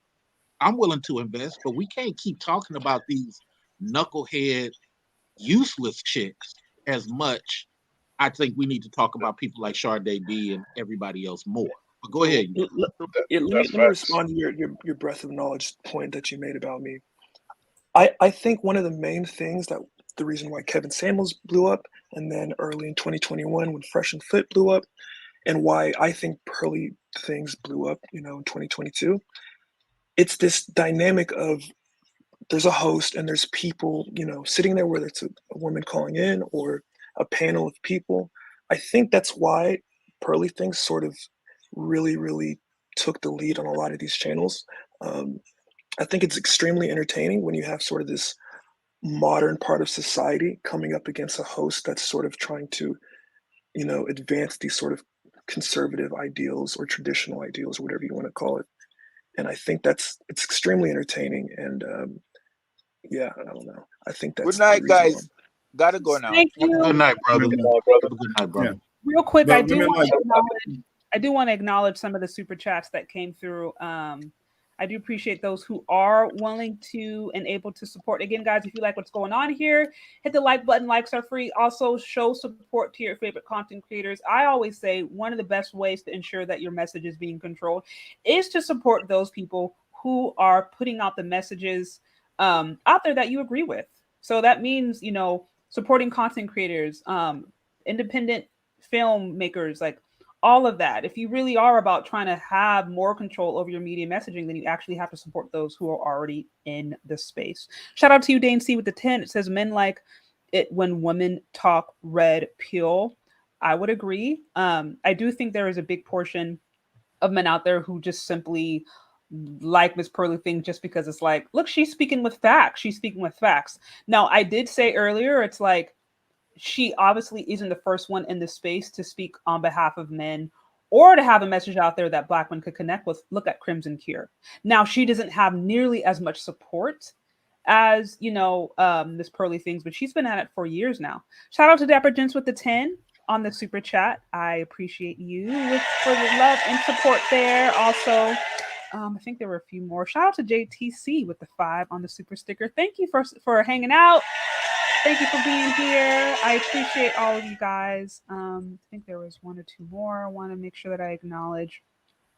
So yeah, like I said, there's certainly, and you made this point also, Mr. Research, there are certainly pick-me's out there in the space, Black pick-me's, for lack of a better term, or Black woman, like Crimson Cure literally calls herself a red pillar. So they're out there. Now they're not getting as much support. Could you argue because they're not working as hard? Is it because maybe they just have a smaller, smaller interest? Who knows? But they are out there for sure. I do know the algorithm that Sarah created at YouTube works against a lot of people. Obsidian knows this too. Organically, things used to happen better organically, and now the system will shadow ban you. The system works against even just Pearly things. She's even said it. The algorithm works against her, and she does little micro things to cheat the algorithm. So it does happen. Yeah. Shout out to you, Dark Lake Revived with the 5. It says, if Black women don't want Black men to critique them, then they are going to have to take the critique from Pearly things types, deal with it. With your point on cheating the algorithm, I mean, she works incredibly hard. If you go to her channel, she'll post sometimes upwards to like 10 to 12 videos and shorts a day. And I've noticed that those people who actually grow really fast, same with Fem Sapien, I've noticed that on their channels, like they will literally post like up to 12 videos sometimes a day. And that may be as a way for them to try to cheat the algorithm, but it's something. Shout out to Connie, I think, or Connie with the 2. It says, Venom, she doesn't talk about Black relationships. I think they're referring to just Pearly things. So, I mean, you know, I think you're going to be hard pressed to find people who will completely agree on this. It says, oh, just Pearl talk about relationship, not Black relationships. So kind of what to Kevin C's point, it's like, look, she's just out here, she's offering data and she's offering stats. Now she's bringing people on, you know, of Black and African descent who are talking their issues. But okay, and then here's one here that I think was a good point. It says, how can we gatekeep our image if Black women are voluntarily going on TikTok to give young Black women game on how to take Black men for everything under the guise of they deserve it, gatekeepers? That is exactly my point. It's like, to me, Omowale, to me, I think him having outrages is consistent with his brand. But if Black women want to get serious about cultural gatekeeping, we have a whole bunch of things we got to gatekeep within ourselves first. We first got to gatekeep not continuing to spend all this money on putting fake hair in our head. How are we cultural gatekeeping and we can't even gatekeep Indian hair from being on our head, Brazilian weaves being on our head? This is to me how ridiculous it sounds if we want to be serious. And this is where I think it can become it can become a bit emotional, and I get it. Like, I get it. It can like be like salt on a wound if you see a white woman being praised and celebrated by Black men in the space that have influence. That's salt on a wound.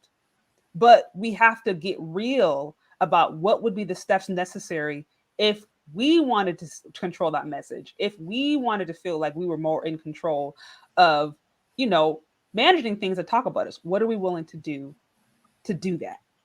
So Mr. Research, I think maybe you got the wrong idea. You know, women like Shay and Chantel and Danica and Crimson, and even as far back as Nicole Michelle, I don't know where she's kind of disappeared to. I haven't seen her lately, but they get support from the men who are more conservative, who are productive, who actually want to do the whole thing as it relates to family building and community and all that other stuff. The women that are out here on the foolery, they don't get support from productive men. You know, I'm not running over to some, you know, knuckleheads channel to listen to them, you know, talk about Black men and be misandrist. And when I know better, when I know what the stats are as it relates to Black men, now the only thing I would say is if people, this is the one issue I would have about white people talking about Black people, because I've been on panels where it's been all with all Black people, whites, with the exception of me being the Black person, and I asked to be the Black person up there. But white people do not know anything about us. They do not. And the reason I know that is because the few panels that I've been on where it's been a bunch of white people and just me, I can refute and rebut and talk to everything that they don't know anything about. They are completely uninformed. So I'm not necessarily mad at Pearl for what she's doing, because she's not focusing on Black people. Technically, she's focusing on talking about stuff in general. But if you were drilling down on Black people and trying to actually talk about Black issues and as if she's an expert or a specialist in the field, then I wouldn't have a problem with that. Everybody hold on for a second. Let's Sade catch up on these chats because they coming in like clockwork. We're getting there. Shout out to JTC. It says people got to stop underestimating TikTok. She got big partially from her post on there. That website is crucial. That's true. TikTok is a big promoter of that. Shout out to Vernon DP. It says I am a 63-year-old U.S. Black man, military veteran who has lived in overseas, learned languages. I developed a worldview separate to US. I try to evaluate all humans by the same yardstick, be factual and truthful. Thank you for that. Traveling really does open up your perspective. It really does open up your perspective to, like, not everybody thinks like Americans. Like, they just don't. Like, thank you, Hakeem, for the 15. It's always so good to see you. And thank you for being such a great moderator, such a great support. And shout out to you, Ike A, with the 50 on the super chat. It says, I don't mind supporting Black creators. Let's keep the conversation alive and move the culture in a better direction. Thank you again for the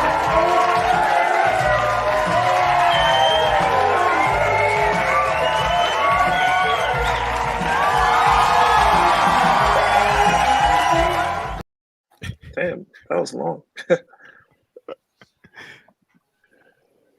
It's been good. Okay, so I do. Okay, did I get all of it? I think I got all of it. Okay, so who was talking? Was it Mr. Research? I'm trying to think who was the last one. What's going on? I'm gonna let the new people rock. They just got here.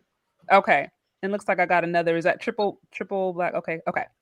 Yeah, my phone died, but yeah. All good. I'm back. I'm back in the building, man. Hey, I love this conversation, man. I love this conversation. But one of the things that you guys have to really understand is consistency, and that's part of the YouTube algorithm. It's like, for instance, when Kevin Samuels coined the phrase "modern woman," right? Mm-hmm. He rode that for like a year, if not 2 years, and he was very consistent with it. It was the same messaging over and over and over and over and again. That's one of the things about marketing. And the thing about it is this success that Pearly has is not by mistake. I mean, this is a strategic strategy. She, like, if you listen to her, she brings the same facts over and over and over and over again. It's triggering. It's triggering. That's why you get a lot of impressions. That's why you get a lot of, like, listens and stuff like that, because it's almost like, for instance, it's like it's red meat to a lot of men that have been pretty much boxed out. And I hate to say it like that. They've been pretty much boxed out. Like, and I don't want to weaken the men's message by saying it's validation, but you know, it's been shit. I mean, like stuff that men have been saying for years. And then you have the sisterhood that's been muddying the waters and all this type of stuff. And you finally have someone that's hitting on those points every day, consistently. That's what's part of her success. And a lot of women can't really understand that. They can't understand that. You know, the what's it, the effery that has been going on unchecked for how many years now is actually being checked. You don't think that is very appealing? Come on, man. Yeah, no, I hear you. Well, my question would be, do you think that the people that, the black women that we're talking about in particular, do you think that they would actually listen to Just Pearly Things? Absolutely. That's why they're gonna have to. We don't care. We don't care. We don't I care. I can tell you. Well, let me say something here. And the fact we keep caring is what makes those women stronger. Let me say something here. Can you hear me? Yeah, we hear you. Yeah, we hear you. Hello, Shay Sade. How are you? Nice to meet you. Brother Obsidian, Kevin C. Nice to meet you guys. Good to talk to you guys again. My whole thing is this. We have to realize we have all the options in the world here. We're sitting here having a conversation about all of this stuff. It's like, pick your poison. We got Melanie Key, Dee Dee, Chantel Simone, Danica Marie. We got all of these women that are advocates for men, especially for black men. And my whole thing is this. We need to understand that the business of YouTube is in two tiers. Kevin Samuels has said this countless times. There's the business of the content, and there's the business of the mastery of the actual platform. In other words, the algorithm. Whether we like it or not, and this is just a cold-blooded truth, none of these black women that are advocates for men have ever invested heavily in the mastery of the algorithm. They just push, like, whether we like it or not, they just push out content. And then not only that, but half the time, we see, the thing about us in the black community is that we're a very reactionary people. We're not really much proactive in our thinking half the time. So Just Pearly Things, she's been very proactive in terms of her financial willingness to invest, not only in terms of how she wants to understand the algorithm, but in terms of also investing an entire team behind the back end to keep her content running, whether she's active or not. She has an entire conglomerate of people that work for her and work in partnership with her. Like, she's incorporatized how her YouTube is run. So it's like, if we're going to talk about how the image of it is, well, it's like, okay, well then the first initial incentive would then be step one, choose one of these black female manosphere creators that we want to push up. 2, put them in a position to master the algorithm so that way they can turn it into a business and monetize it, so that way they can bring it, so that way they can properly be able to consistent and relate their content. And then step 3, incorporate it. Get it, everything from an editor to a whole bunch of other people that they can share the channel with, that they can help do it. And then 4, collaborate with other people that are predominantly in the sphere that are men. Example, let's be real here. Has any of these black female content creators ever had a conversation with mediocre tutorial reviews? Because he knows the algorithm. He learned it from Kevin Samuels himself. How about TLA? How about Poor Man's Podcast? Yeah. How about all of these men have learned it because they went to the source on how to master it. So it's like, we have the resources to do it. I just find it odd that this woman did exactly what you ladies didn't, and she got exactly where y'all could be right now. But I mean, have you ever listened to the Sisterhood? I have.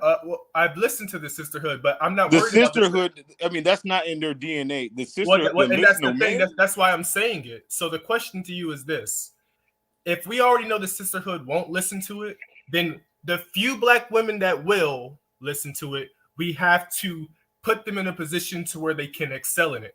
Perfect. Now, here's the thing. We act like we can't do it. Yes, we can. Melanie King is the only one who knows the algorithm that the black women could go to and learn it from.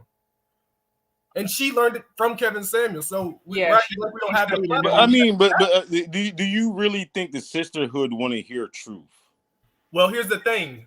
Whether they like it or not, they can't avoid it at this point. It's impossible, because whether they like it or not, if JustPearlyThings is where she's at right now, that means that they have no choice but to listen to it, and they're listening to it. They ain't listening to no and that's why they're things, man. Okay, hold on. Let's see here. Let's ask the real question here.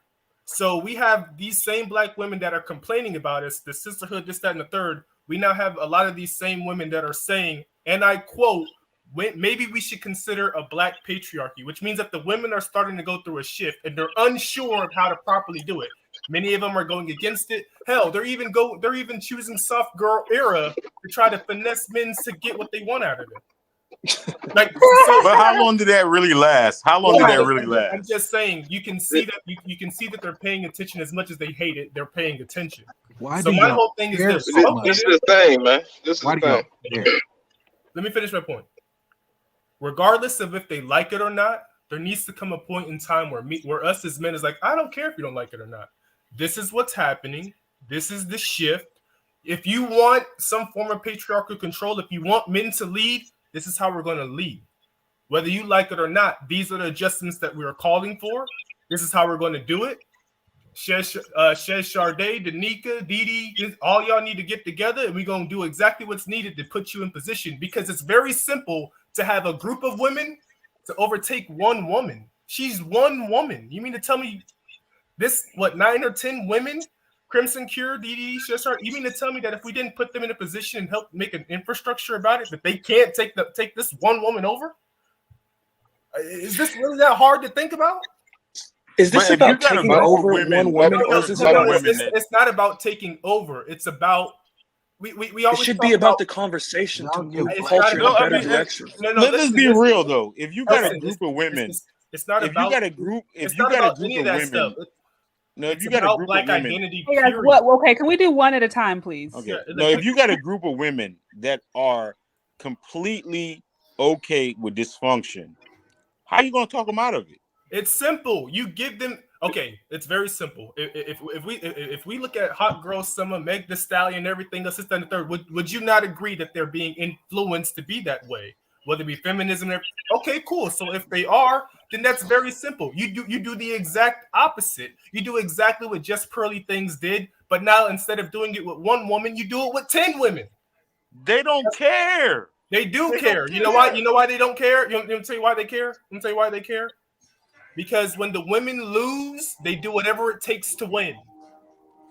Even if they're willing to finesse you, if they're willing to lie to you, if they're willing to do self-care era, if they're willing to try all these other things, if they're willing to go to all of these lengths to get what they want out of you with the least amount of effort, then what do you think would happen if 10 to 15 women all tell you this is how you get the best result out of men? And then we push it all throughout the algorithm to the point that they can't avoid not seeing it. Look how the black women are winning right now. You're underestimating the dysfunction, though. You're underestimating.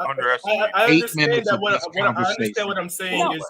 I understand what I'm saying is a big ask. Okay, so real quick, I understand. I think especially this goes back to kind of what people like Brother Omowale were alluding to. It's like, look, let's try to build the systems, or let's try to build the structure that's going to produce a better product in the long run. Yeah. I know a lot of these women are pushing back with like, look, these women don't necessarily care. And you're right, a lot of modern women today don't care. Now, how about the next generation, or how about the younger generations? He wasn't talking about that at all. I wasn't talking about Omowale wasn't talking about let's build a better mousetrap. Exactly. Saying, let's just simply keep out white folks. No, and that's the thing. Yeah, that's exactly what he's saying, and I think that's incorrect. I think that's not what I'm going for at all. Let's stop triggering black women, and that should fix itself. That's impossible. That's no. That's impossible. Omowale was not talking about doing the business. He was just simply saying just straight protectionism. We just need to keep white folks out. No. Well, I think Brother Obsidian, I listened to some of Omowale's some of his, and there was one video in particular. It wasn't the last one, but there was one in particular where he was talking about why he believed building system that produced a better product was the answer. Now I know there's debate about what that looks like. Huh? What system was he talking about? Exactly. Hotep pandering. Hotep pandering. Hotep pandering. That's what it is. Yeah, exactly. Vague, just vagueness, vague, statements of system. I mean, what specifically does he mean by that? That I can't say. I know he.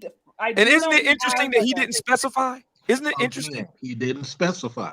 No, just pander. Just pander. That's all you got to do. Can I say one more thing and then I'm going to head out of here? Yeah, that's fine.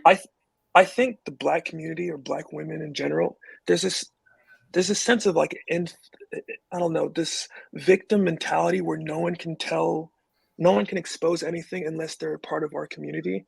I think, in my opinion, that's the wrong way to go about this entire sort of cultural conversation. I think whoever's doing it, whoever is getting the loudest mic, that's moving this conversation into the mainstream, where the majority of those women who are obsessed with Cardi B or Meg Thee Stallion or just constantly consuming how to live from pop culture. I think the further this conversation gets into the mainstream, whoever takes it there is what's going to be beneficial for the Black community at whole, Black culture at whole. So that's all I got to say. I'm going to head out of here. It was a pleasure being on here.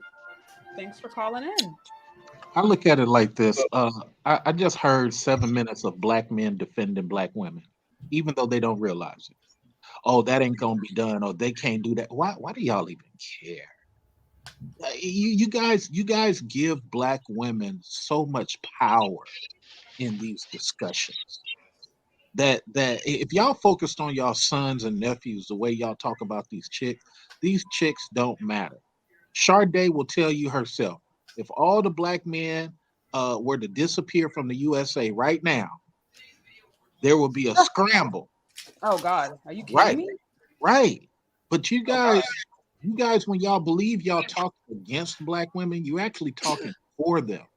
No, so you don't think because I'm a father, I'm a Black father. You don't think there's a protection mechanism that's within men to protect our seeds?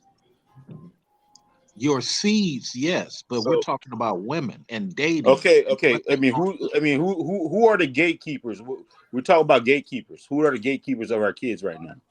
The gatekeepers of the children are really the irresponsible dude who don't have lawyer money to take his kid away like other men do. Other men, and you go on you go to some of these men who got their lawyer money, right? They women can't get no edge over them because they've already put it in rotation. But I understand what you're saying. You're saying for the basic guy who's just out there doing what he's doing, women are his gatekeeper. You're absolutely right. They are. But we as Black men gotta stop putting ladies in power to be those gatekeepers. Every woman, and I'm gonna end right here. Sade and I had a conversation months ago about the workforce. Every woman who's in power has a male hyena behind her. Period. Ready to fight or ready to use his vocal cords to defend her position, even if she's wrong. Go ahead, sir. I would say we don't support those men, though, who do that. Yeah. I mean, but the thing about it is you just gave him an out. I mean, but anyways, man, let's hear like, I mean, the shaming in that was subtle. Like, you really think that most men in general have lawyer money to be like battling against a hyena? Yes, you're supposed to. It's only $500 to retain a lawyer before you have a court case. Right. You have a court case. I would say that the best practice is probably to just avoid them altogether, though. Don't you think? I mean, is it necessary though? Should it be necessary? But see, you want look. I'm gonna let you have the last word on this. I'm gonna let you have the last word on this, Kay. You want it to be where the woman has the power, and I'm such a who wanted? I mean, come on, man, don't mischaracterize me, bro. This is what you kept saying. When you said you, and you. I mean, no, I'm just saying you use some low key shaming language. Like, come on, did man. I miss it, Obsidian? Ain't that what he was doing? He got off topic. He was like, you. Hey, look, gentlemen. The goal here, the main objective here, regardless of what this nitpicking of words is very simple. We have two objectives for the most part. We better ourselves. We ensure that we get ourselves out of the gray area as a community, because that's the first thing that's got to go. We become more structured. We become more communal. And from there, the rest will fall in line simply off of those principles alone. The whole hyena thing, it's real simple. Don't procreate with hyenas. Period. Absolutely. Yep. There it is right there. That's not hard. Now, if you want to invest in them, that's a definitive choice. Now, but in exchange for that investment, it's very simple. You give them a line that they can and cannot cross. Very simple. If they don't get in line, if you don't get in line, you get left behind. It's not that hard. And if we're going to have women that are going to advocate for that, that's the reason why I even said what I said in the first place. That's why I said women like Danica Marie, Shay Shardy, etc. It's like, okay, we need some level of solidarity and alignment to our message. Okay, fine. You have pick your poison. You know, we got these women that we can do. You have one Just Pearly Things. I don't know why this is even a debate, let alone a conversation. That's a very good point. That's a very good point. You see what I'm saying? Why can't the sisters squat? I mean, they can squat up for everything else. When they wanted to, they can squat up for that. When they wanted to get rid of the black manosphere, they can squat up for that. They can squat up for everything else, but they can't squat up for this. Exactly. I mean, y'all did that with y'all just did that junk with Ime Udoka, who just got taken out of being a thing because he had an affair, Nia Long's husband, this, that, and the third. Y'all wanted that man crucified.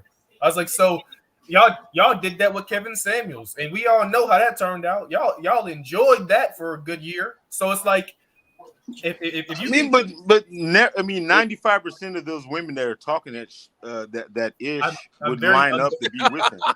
I'm very much aware of that, and you know what? I'll be honest with you. I don't consider modern women even a threat in any way, shape, or form. They're no different to me than a chihuahua that's biting on my heels or biting on my fingers. They're annoying and they're a nuisance. Exactly. And the thing is that we give them power if we allow them to speak for us, by us, and then teach our sons and daughters that this is what they're supposed to be representation of in future. So how do we nip that in the bud? It's very simple. You give the women that are in alignment with us the right opportunities to represent us. Because, I mean, think about it. You got Cynthia G, you got the other divestment lady, you got Vivica Fox, you got all these mainstream medias. You can't just use one woman to represent an entirety of men. You need a. But I mean that's a whole discussion that we're having. Well, that's the thing, though. Last time I checked, this discussion was about the representation that Just Pearly Things has currently in the black manosphere.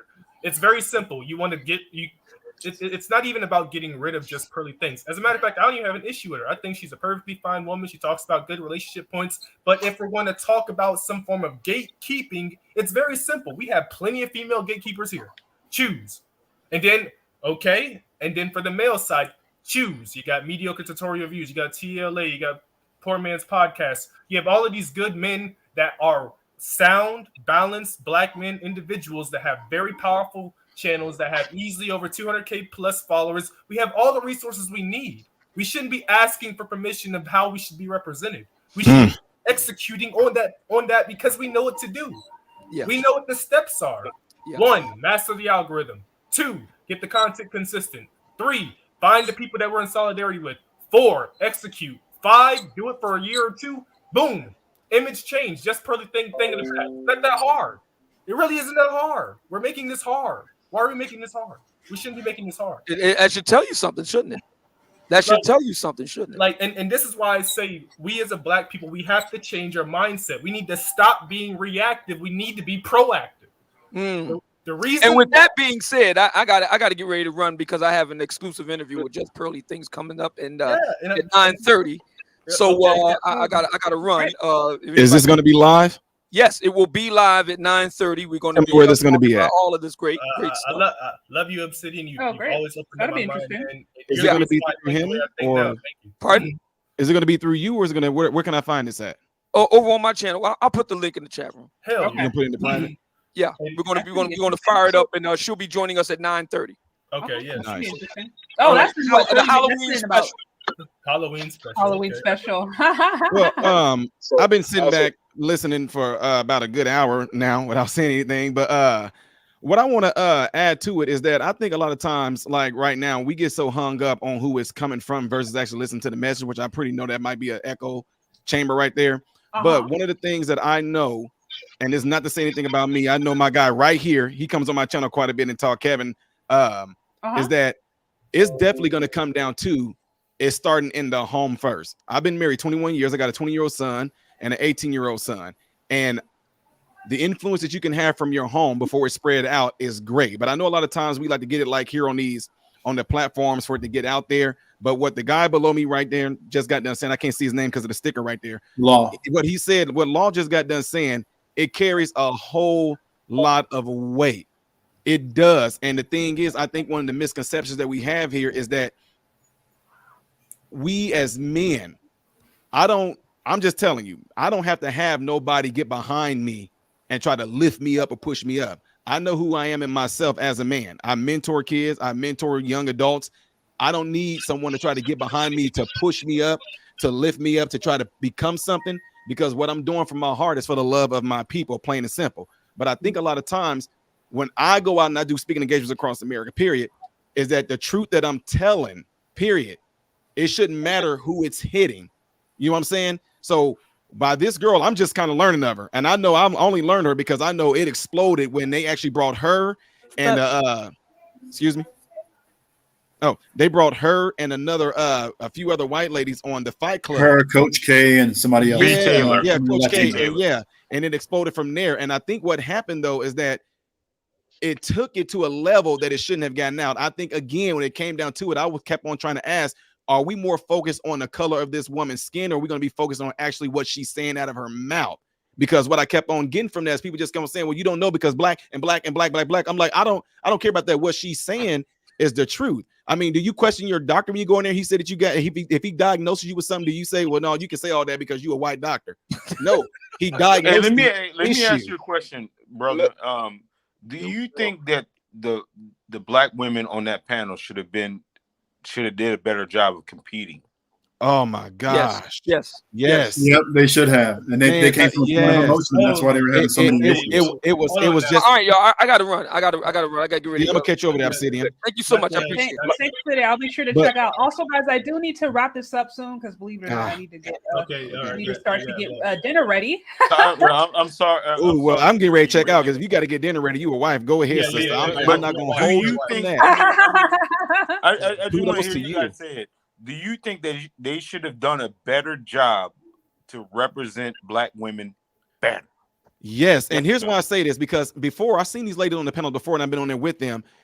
To me, here's the thing. When you present yourself in such a way and then something comes and tests that, you shouldn't fall out of character. You know what I'm saying? So if I'm presenting my way of being this father and being this husband and being this leader of my home, and all of a sudden something comes there and tests it, it's going to find out real quick. I run this. Nothing's going to overthrow me out of my kingdom. So what I'm saying therefore is that a lot of ladies that was on that channel, I've seen them on different channels speaking about, black women and how this and we carry ourselves and we this. But the minute that girl showed up, I'm like, wait, where did they go? What happened? I mean, to me, I just say it was one of those things where I think she shined a light and all of a sudden, they didn't like that.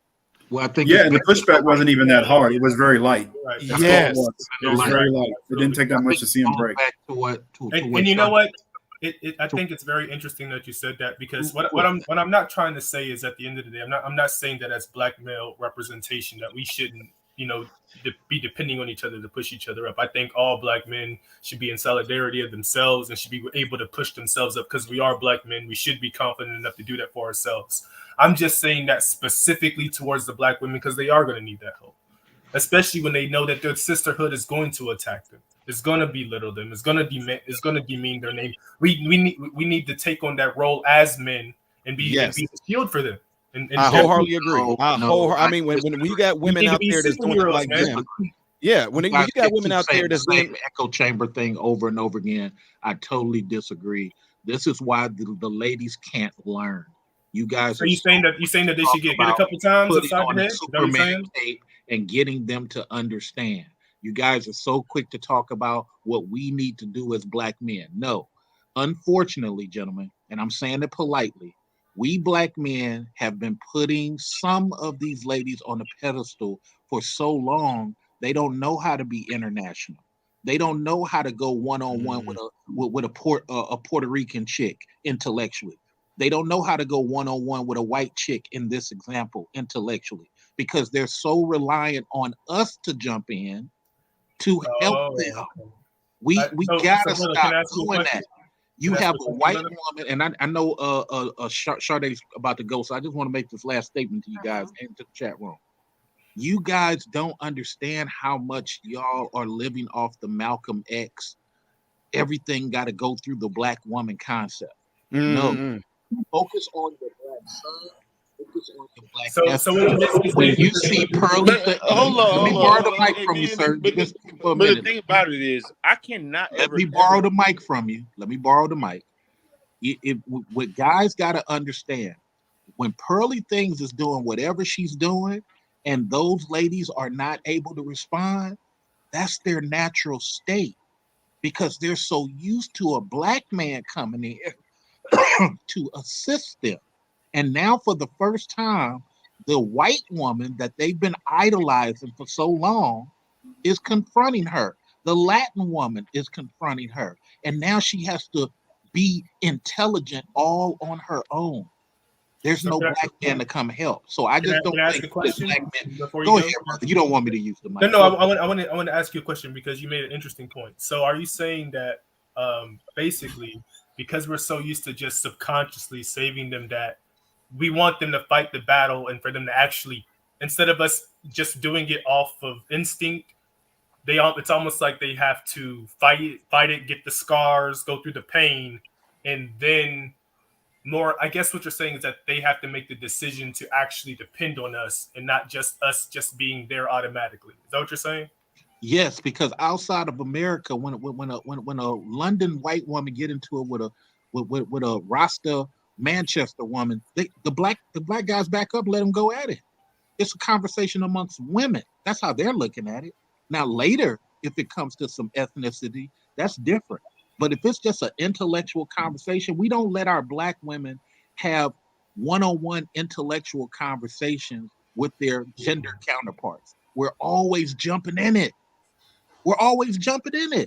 And because I would disagree to some extent, but yeah, but I know she's closing this down. But how many black women? Let's tell the truth. How many black women have the intellectual capability of a Cress Wilson or a Shazari Ali? Very few, and I've seen a few of them around, and they're very capable. But I mean, but at the end of the day, they're still women, though, and they they're powerful. So in other words, they're so used to us catching them before they fall that exactly. Well, I tell you what, I can work more with an intellectual woman than somebody who's working from emotion. Like I can do better with that. Absolutely. But we have to let them get embarrassed on their own. Did you say don't let them? No, he said they have to get embarrassed. So that's what I'm getting at. So did you were you able to see that show that I'm talking about, sir? Yeah, I know. Yeah. Okay, that's what I'm saying. So that's why I was saying, like, what happened on that show. That's what you're talking about. That's why I was coming back like, oh wow, look at this. And yeah, don't jump to defense. Let it happen, because it, like I said, it exposed some things in them. It definitely did. It absolutely 100%. Nobody came to their defense on that one, and I don't think we should. Men sat back and let it happen. Yeah, we should. Yep. Are you guys referring to the peep, or is this another conversation that I missed? No, it's the peep. The Lapeef was like it was a massacre, because they were actually giving the whole black woman game, like. And it was sad. Yeah. Like this broad went up there and said that she has a network of she had like a goddamn network of 5 niggas. I'm sorry to say that. 5 dudes that she has in rotation. And none of the men agreed with that. No man agreed with that. Yeah, I didn't see that. I think no man in the panel agreed with it. No man in the chat agreed with it. I didn't agree with it. I'm like, what is she talking about? With that. That sounds horrible. Yeah, that actually led to one of JPT's first big points against her, because she was like, "Hey, these guys obviously don't know you. Obviously, know you aren't taking them seriously, so they in turn are not taking you seriously. So you're gonna be in this perpetual cycle." She doubled You know, down. She doubled down and tripped, and then she had the sisterhood back her up. Oh God. Okay. Yeah, I don't think I Yeah. saw that one. I have to go and see. Yeah, I it saw was, like 2 or 3, but not that particular it was. snippet. All right, so I know Shay's got to go, and then I know you guys are going to continue in the back chat. But at the end of the day, the women who want to work with the productive men, those are the women we need to be picking, and those are the ones we need to be cultivating and bringing over to our side. The ones who don't, they're going to get left behind. That's the bottom line. That's all there is to it. So that's the point that Mr. Research was talking about, and that's the trend that's happening now anyway. Because there's a lot of complaints from the women who are not cooperating and doing the things they're supposed to do in order to be selected by the productive men. So they're seeing the fruits of their labor, or the fruits of their foolery anyway. You know, the women what they put in, and the good, best, and the top women, they're going to actually get picked, and the ones who the pick me's going to get picked, and the ones who aren't the pick me's, they're going to get left behind. And that's the bottom line. All right, but hey, thanks for letting me up, Shay. Modern Renaissance. Law, better you, all you guys. Hey, thanks for the conversation. As a black male collective, can we change this whole narrative of pick me? It's a horrible name. It has a negative connotation. Can we just change that whole thing? Can we have a hashtag on that shit? This is our women. I mean, at the end of the day, my last final thought. I mean, can we just like make a statement on that? This is the type of women that we want, instead of just like letting me instead of modern woman, you can or pick me. You can just call them traditional black. So keep it simple. Like you don't have to make it. I know, but there's hashtags for so many other things. You know, can't we just like collectively just say, hey, you know what? Well, you know what? Let the women that are in solidarity with that come up with a name for it. Danica made the whole pick me thing a thing before it even became a thing. So like, you know, she was the first one that they even called pick me. I say let those women take possession of that, because that's what they did, and they made it and they ran with it. I say let them do how they see fit, because there has to come a point in time where they, instead of us choosing for them, they have to pick us. They have to choose us. No, unfortunately, I disagree with that. When you have, I think there's got to be some type of male leadership on every point. Well, I think that can be, maybe that's another conversation with the guys. I personally, maybe because the way I've seen pick me be used and the way I've seen pick me be applied to, I don't see it as an insult, because it's generally the woman that I know, but you don't think there's a little bit of je ne sais quoi or something like that when a man says it to her, hey, you know what? Hey, I want me to pick me broad. I'm not a man, so I don't want to speak on what men should or should not do. The thing about it is, doesn't it make you feel a little bit better when you know a man is choosing you? You know what I'm saying? And they're putting a name on, you know, you, and they're choosing your brand. Come on, you're an entrepreneur. No, it does, but like I said, I do think that kind of opens up another conversation, and I do have to get going. So, final thoughts, please, and maybe this can be like a part 2, or that could be final thoughts here. Yeah. Hey, please invite me, man. I think I got you on TikTok already, so you know, I'll come through. Make sure y'all subscribe to No Cupcake Zone podcast, man. I'm almost to 7,000. You know, I'll be there. I just gotta make some more content and shit like that. My brand is a little bit, you know, harsh. You know, I go, you know, straight to the grizzle. Yeah. Anyways, man, thank you so much for having me on. All right. Thanks for calling in. Have a good one. All right. You too. Thank you so much, Sade. I just wanted to say I appreciate it. I don't have any other final thoughts. I kind of said what I really needed to say. Okay. Thank you so much for everything that you've done. You know, we men, we're figuring this game out. You know, we're going to figure out how to do this right. I think we can. You know, it doesn't really matter how the representation is. The conversation is being had. You know, the easiest way to explain it is a volcano. People need to realize a volcano makes the most fertile soil in the world, but it causes catastrophes before it happens.